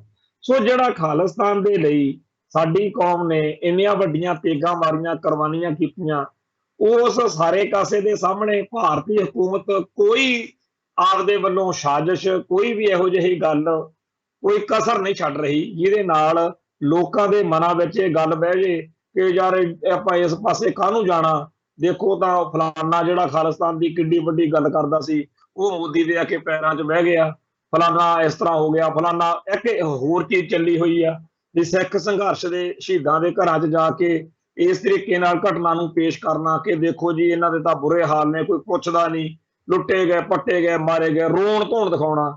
ਉਹ ਇਹ ਜਿਹੜਾ ਸਾਰਾ ਕੁਝ ਚੱਲ ਰਿਹਾ ਇਹਦੇ ਵਿੱਚ ਇਸ ਵੇਲੇ ਸਾਡੀ ਕੌਮ ਜਿਹੜੀ ਆ ਉਹ 18ਵੀਂ ਸਦੀ ਦੇ ਉਸ ਇਤਿਹਾਸ ਤੋਂ ਪ੍ਰੇਰਨਾ ਲਵੇ ਜਦੋਂ ਸਿੱਖਾਂ ਦੇ ਸਿਰਾਂ ਦੇ ਮੁੱਲ ਪਏ ਹੋਏ ਸੀ ਤੇ ਸਿੱਖ ਜਿਹੜੇ ਸੀ ਉਹ ਜੰਗਲਾਂ ਵੇਲਿਆਂ ਦੇ ਵਿੱਚ ਦਿਨ ਕੱਟੀਆਂ ਕਰਦੇ ਸੀ। ਅੱਜ ਸਾਡਾ ਉਹਨਾਂ ਵਾਲਾ ਵਕਤ ਤਾਂ ਨਹੀਂ ਹੈਗਾ। ਅੱਜ ਅਸੀਂ ਪੰਜਾਬ ਦੀ ਧਰਤੀ ਉੱਤੇ ਖਾਲਿਸਤਾਨ ਦੀ ਗੱਲ ਕਰਦੇ ਹਾਂ ਜਾਂ ਵਿਦੇਸ਼ਾਂ 'ਚ ਕਰਦੇ ਹਾਂ, ਤਾਂ ਅਸੀਂ ਆਪਦੇ ਸੁੱਖ ਸਾਧਨ, ਕਾਰਾਂ, ਕੋਠੀਆਂ, ਬਹੁਤ ਕੁਛ ਆ। ਠੀਕ ਆ ਕਿ ਸਟੇਟ ਜਿਹੜੀ ਆ ਉਹ ਬਹੁਤ ਪਾਵਰਫੁੱਲ ਆ, ਪਰ ਜੇਕਰ ਆਜ਼ਾਦੀ ਇੰਨੀ ਹੀ ਸੌਖੀ ਮਿਲਦੀ ਹੋਵੇ ਫਿਰ ਤਾਂ ਜਿਹੜਾ ਮਰਜ਼ੀ ਲੈ ਲੈਂਦਾ। ਤੋ ਇਸ ਸੰਘਰਸ਼ ਦਾ ਹਿੱਸਾ ਬਣੇ ਹੋਏ ਭੈਣ ਭਰਾ ਜਿਹੜੇ ਨੇ ਉਹ ਧੰਨ ਭਾਗ ਨੇ ਉਹਨਾਂ ਦਾ, ਤੇ ਜਿਹੜੀ ਕੌਮ ਦੇ ਲੋਕ ਇਹਦਾ ਸਾਥ ਸਹਿਯੋਗ ਦੇ ਰਹੇ ਨੇ ਉਹਨਾਂ ਦਾ ਵੀ ਸਤਿਕਾਰ ਆ, ਧੰਨਵਾਦ, ਧੰਨ ਭਾਗ ਉਹਨਾਂ ਦਾ, ਧੰਨਵਾਦ ਕਰਦੇ ਆ। ਜਿਹੜੇ ਭੈਣ ਭਰਾ ਅਜੇ ਇਸ ਪਾਸੇ ਨਹੀਂ ਆਏ ਉਹਨਾਂ ਸਾਰਿਆਂ ਦੇ ਬਾਰੇ ਇਹ ਬੇਨਤੀ ਆ ਕਿ ਡਟ ਕੇ ਤੁਸੀਂ ਆਪਦੇ ਰਾਹ ਤੇ ਚੱਲਦੇ ਰਹੋ। ਸਾਨੂੰ ਪਤਾ ਇਹ ਜਿਹੜਾ ਨਾੜੂ ਆ ਬੜਾ ਔਖਾ ਟੁੱਟਦਾ। ਹਿੰਦੁਸਤਾਨ ਦੇ ਨਾਲ ਉਹ ਜਿਹੜਾ ਮੋਹ ਪਿਆਰ ਬਣਿਆ ਹੋਇਆ ਨਾ, ਸਾਰੇ ਜਾਸੇ ਅੱਛਾ ਹਿੰਦੁਸਤਾਨ ਹਮਾਰਾ ਵਾਲੀ ਜਿਹੜੀ ਬਿਮਾਰੀ ਆ, ਜਿਹੜਾ ਮਾਤਾ ਦਾ ਮਾਲ ਬਣ ਜਾਂਦਾ ਬੰਦਾ, ਉਹਦਾ ਕਲਗੀਧਰ ਲਾਲ ਬਣਨ ਦਾ ਇੱਕ ਸਫ਼ਰ ਹੁੰਦਾ। ਸਾਨੂੰ ਯਕੀਨ ਆ ਕਿ ਕਦੇ ਨਾ ਕਦੇ ਇਹੋ ਜਿਹਾ ਛੱਤਰ ਫਿਰੂਗਾ ਤੁਹਾਡੇ, ਜਦੋਂ ਤੁਸੀਂ ਆਪ ਲੱਭਦੇ ਫਿਰੋਗੇ ਕੋਈ ਖਾਲਿਸਤਾਨੀ ਬੰਦਾ ਮਿਲੇ ਉਹਦੇ ਨਾਲ ਦਿਲ ਦਾ ਹਾਲ ਹੌਲਾ ਕਰੀਏ। ਸੋ ਸਾਨੂੰ ਇਸ ਗੱਲ ਦਾ ਯਕੀਨ ਆ ਕਿ ਇੱਕ ਨਾ ਇੱਕ ਦਿਨ ਸਾਰੇ ਭਾਈਚਾਰੇ ਨੇ ਖਾਲਿਸਤਾਨ ਦੇ ਵੱਲ ਆਉਣਾ, ਤੇ ਇਕੱਲੇ ਸਿੱਖਾਂ ਨੇ ਨਹੀਂ, ਦੂਜੀਆਂ ਕੌਮਾਂ ਦੇ, ਦੂਜੀਆਂ ਧਰਮਾਂ ਦੇ ਲੋਕਾਂ ਨੇ ਵੀ ਆਉਣਾ। ਆ ਜਿਹੜੇ ਪੰਜਾਬ ਦੇ ਵਿੱਚ 29 ਅਪ੍ਰੈਲ ਨੂੰ ਖਾਲਿਸਤਾਨ ਦੇ ਵਿਰੋਧ ਵਿੱਚ ਮਾਰਚ ਕਰਦੇ ਫਿਰਦੇ ਆ, ਇਹਨਾਂ ਨੂੰ ਲੋਕਾਂ ਨੇ ਆਪ ਲੱਭ ਲੱਭ ਕੇ ਛੱਤਰ ਫੇਰਨੇ ਆ ਕਿ ਸਾਨੂੰ ਤੁਸੀਂ ਬਰਗਲਾਉਂਦੇ ਰਹੇ। ਸਾਨੂੰ ਤਾਂ ਸਭ ਪਤਾ ਹੀ ਹੋਣ ਲੱਗਿਆ ਹੈਗਾ ਕਿ ਕਿਵੇਂ ਇੰਡੀਆ ਪੰਥ, ਪੰਜਾਬ ਅਤੇ ਲੋਕਾਂ ਦਾ ਵਿਰੋਧ ਕਰਦਾ, ਕਿਵੇਂ ਘਾਣ ਕਰਦਾ। ਹੁਣ ਸਾਨੂੰ ਸਮਝ ਲੱਗ ਚੁੱਕੀ ਆ ਕਿ ਇਸ ਹੈਂਸਿਆਰੀ ਅਤੇ ਟੈਰੋਰਿਸਟ ਸਟੇਟ ਆ ਜਿਹੜੀ, ਉਹਦੇ ਹੱਕ ਵਿੱਚ ਨਹੀਂ, ਸਾਨੂੰ ਖਾਲਿਸਤਾਨ ਦੇ ਹੱਕ 'ਚ ਹੋਣਾ ਚਾਹੀਦਾ। ਸੋ ਜਿਹੜਾ ਇਹਨਾਂ ਦਿਨਾਂ ਦੇ ਵਿੱਚ ਹਰੇਕ ਬੰਦਾ ਆਪਦੇ ਬੋਲੀ, ਧਰਮ ਅਤੇ ਸੱਭਿਆਚਾਰ ਦੀ ਰਾਖੀ ਲਈ ਲੜ ਰਿਹਾ, ਅਸੀਂ ਉਹਦੇ ਪ੍ਰਤੀ ਆਪਦੀ ਹਮਦਰਦੀ ਤੇ ਹਮਾਇਤ ਜਿਹੜੀ ਆ ਪੇਸ਼ ਕਰਦੇ ਹਾਂ। ਅਸੀਂ ਆਪਦੀ ਬੋਲੀ, ਧਰਮ ਅਤੇ ਸੱਭਿਆਚਾਰ ਨੂੰ ਬਚਾਉਣ ਲਈ ਕੋਈ ਕਸਰ ਨਹੀਂ ਛੱਡਾਂਗੇ। ਸਾਨੂੰ ਯਕੀਨ ਹੈ ਕਿ ਭਾਰਤ ਮਾਤਾ ਸਾਡੇ ਧਰਮ, ਬੋਲੀ ਅਤੇ ਸੱਭਿਆਚਾਰ ਨੂੰ ਖਤਮ ਕਰਨ ਜਾਂ ਮਲੀਨ ਕਰਨ ਲਈ ਜਿਹੜੀਆਂ ਸਾਜ਼ਿਸ਼ਾਂ ਬਣਾ ਰਹੀ ਆ, ਬੁਣ ਰਹੀ ਆ, ਉਹ ਕਾਮਯਾਬ ਬੇਸ਼ੱਕ ਨਾ ਹੋਣ, ਪਰ ਸਾਡੀ ਕੌਮ ਦੇ ਕਿਸੇ ਹਿੱਸੇ ਨੂੰ ਇਹ ਚੀਜ਼ਾਂ ਜਿਹੜੀਆਂ ਨੇ ਉਹ ਕਾਬੂ ਕਰ ਲੈਣਗੀਆਂ, ਅਸਰ ਕਰ ਦੇਣਗੀਆਂ। ਸੋ ਅਸੀਂ ਸਮਝਦੇ ਹਾਂ ਕਿ ਸਾਡੇ ਧਰਮ, ਬੋਲੀ ਅਤੇ ਸੱਭਿਆਚਾਰ ਦਾ, ਸਾਡੀ ਮਰਿਆਦਾ ਦਾ, ਸਾਡੀ ਪਰੰਪਰਾ ਦਾ, ਸਾਡੀਆਂ ਰਵਾਇਤਾਂ ਦਾ, ਸਾਡੇ ਫਲਸਫੇ ਦਾ, ਸਾਡੇ ਇਤਿਹਾਸ ਦਾ, ਸਾਡੇ ਹਿੱਤਾਂ ਦਾ ਇਹ ਜਿਹੜੀ ਰਾਖੀ ਆ ਉਹ ਤਾਂ ਹੀ ਹੋ ਸਕੂਗੀ ਜੇ ਸਾਡਾ ਆਪਣਾ ਵੱਖਰਾ ਮੁਲਕ ਹੋਵੇ। ਜੇ ਭਾਰਤੀ ਹਕੂਮਤੀ ਤੰਤਰ 1947 ਤੋਂ ਕੀਤੇ ਹੋਏ ਸਾਰੇ ਧੱਕਿਆਂ, ਬੇਇਨਸਾਫੀਆਂ, ਜ਼ੁਲਮਾਂ ਲਈ ਮਾਫੀ ਮੰਗੇ ਤੇ ਅੱਗੇ ਤੋਂ ਇਹੋ ਜਿਹੇ ਜ਼ੁਲਮ ਕਰਨ ਤੋਂ ਜਿਹੜਾ ਹੈਗਾ ਤੌਬਾ ਕਰੇ, ਜਾਂ ਭਾਰਤੀ ਸੰਵਿਧਾਨ ਵਿੱਚ ਸੋਧ ਕਰਕੇ ਸਿੱਖਾਂ ਨੂੰ ਹਿੰਦੂ ਲਿਖ ਦੇਵੇ, ਇਹਦੇ ਤੋਂ ਬਾਅਦ ਵੀ ਅਸੀਂ ਇਹ ਨਹੀਂ ਕਵਾਂਗੇ ਕਿ ਠੀਕ ਆ ਜੀ ਹੁਣ ਲੜਾਈ ਹਟ ਗਈ, ਹੁਣ ਆਪਾਂ ਹਟੇ ਮਿਟੇ ਗੁੜ ਵੰਡ ਹਟੇ। ਇਹੋ ਜਿਹੀ ਗੱਲ ਨਾਲ ਕੋਈ ਫਰਕ ਨਹੀਂ ਪੈਂਦਾ। ਪਿੰਜਰਾ ਚਾਹੇ ਸੋਨੇ ਦਾ ਹੋਵੇ, ਪੰਛੀ ਉਹਦੇ 'ਚ ਜਿਹੜਾ ਕੈਦੀ ਆ ਉਹ ਕੈਦੀ ਹੁੰਦਾ। ਸੋ ਅਸੀਂ ਭਾਰਤ ਵਿੱਚ ਆਪਦੇ ਆਪ ਨੂੰ ਕੈਦੀ ਮਹਿਸੂਸ ਕਰਦੇ ਹਾਂ। ਇਸ ਸੰਵਿਧਾਨਕ ਗੁਲਾਮੀ ਦੀਆਂ ਜੰਜੀਰਾਂ ਤੋੜਨ ਲਈ ਅਸੀਂ ਲੋਕਾਂ ਨੂੰ ਸੱਦਾ ਦਿੱਤਾ ਹੈ। ਅਸੀਂ 1986 ਵਿੱਚ ਸਰਬੱਤ ਖਾਲਸਾ ਜਿਹੜਾ ਖਾਲਿਸਤਾਨ ਦਾ ਐਲਾਨ ਹੋਇਆ ਉਹਦੀ ਹਮਾਇਤ ਕਰਦੇ ਹਾਂ। ਦੁਨੀਆ ਭਰ ਦੇ ਵਿੱਚ ਜਿੱਥੇ ਜਿੱਥੇ ਵੀ ਪਬਲਿਕ ਦੇ ਵਿੱਚ ਲੋਕਾਂ ਦੇ ਵਿੱਚ ਸਮਾਗਮ ਹੋ ਰਹੇ ਨੇ, ਉਹਨਾਂ ਸਾਰਿਆਂ ਵੀਰਾਂ ਦਾ ਧੰਨਵਾਦ ਕਰਦੇ ਹਾਂ। ਤੇ ਜਿਹੜੇ ਖਾਲਿਸਤਾਨ ਦਾ ਵਿਰੋਧ ਕਰਦੇ ਆ ਉਹਨਾਂ ਨੂੰ ਵੀ ਬੇਨਤੀ ਕਰਦੇ ਆ ਕਿ ਕਿਸੇ ਚੰਗੇ ਖਾਲਿਸਤਾਨੀ ਨਾਲ ਬਹਿ ਕੇ ਪਹਿਲਾਂ ਸਮਝ ਲਵੋ ਕਿ ਖਾਲਿਸਤਾਨ ਕੀ ਹੋਊਗਾ, ਕਿਵੇਂ ਹੋਊਗਾ, ਕਿੱਥੇ ਹੋਊਗਾ। ਹੋ ਸਕਦਾ ਤੁਹਾਡੇ ਟੱਬਰ ਦੇ ਵੀ ਸਾਰੇ ਜੀ ਕਹਿੰਦੇ ਫਿਰਨ ਕਿ ਕਾਹਨੂੰ ਐਵੇਂ ਕਮਲ ਕੁੱਟਦੇ ਫਿਰਦੇ ਹੋ, ਖਾਲਿਸਤਾਨ ਹਿੰਦੁਸਤਾਨ ਨਾਲੋਂ ਹਰ ਗੱਲਾਂ ਬਿਹਤਰ ਆ, ਹਰ ਗੱਲੋਂ ਚੰਗਾ ਆ, ਚਲੋ ਆਪਾਂ ਵੀ ਖਾਲਿਸਤਾਨ ਦੀ ਹਮਾਇਤ ਕਰੀਏ। ਸੋ ਅੱਜ ਲਈ ਇੰਨਾ ਕਾਫੀ, ਕੱਲ ਫੇਰ ਮਿਲਾਂਗੇ। ਇੱਥੇ ਸਮਾਪਤੀ ਕਰਦੇ ਆ ਜੀ। ਨਾਨਕ ਨਾਮ ਚੜ੍ਹਦੀ ਕਲਾ, ਤੇਰੇ ਭਾਣੇ ਸਰਬੱਤ ਦਾ ਭਲਾ। ਵਾਹਿਗੁਰੂ ਜੀ ਕਾ ਖਾਲਸਾ, ਵਾਹਿਗੁਰੂ ਜੀ ਕੀ ਫਤਿਹ।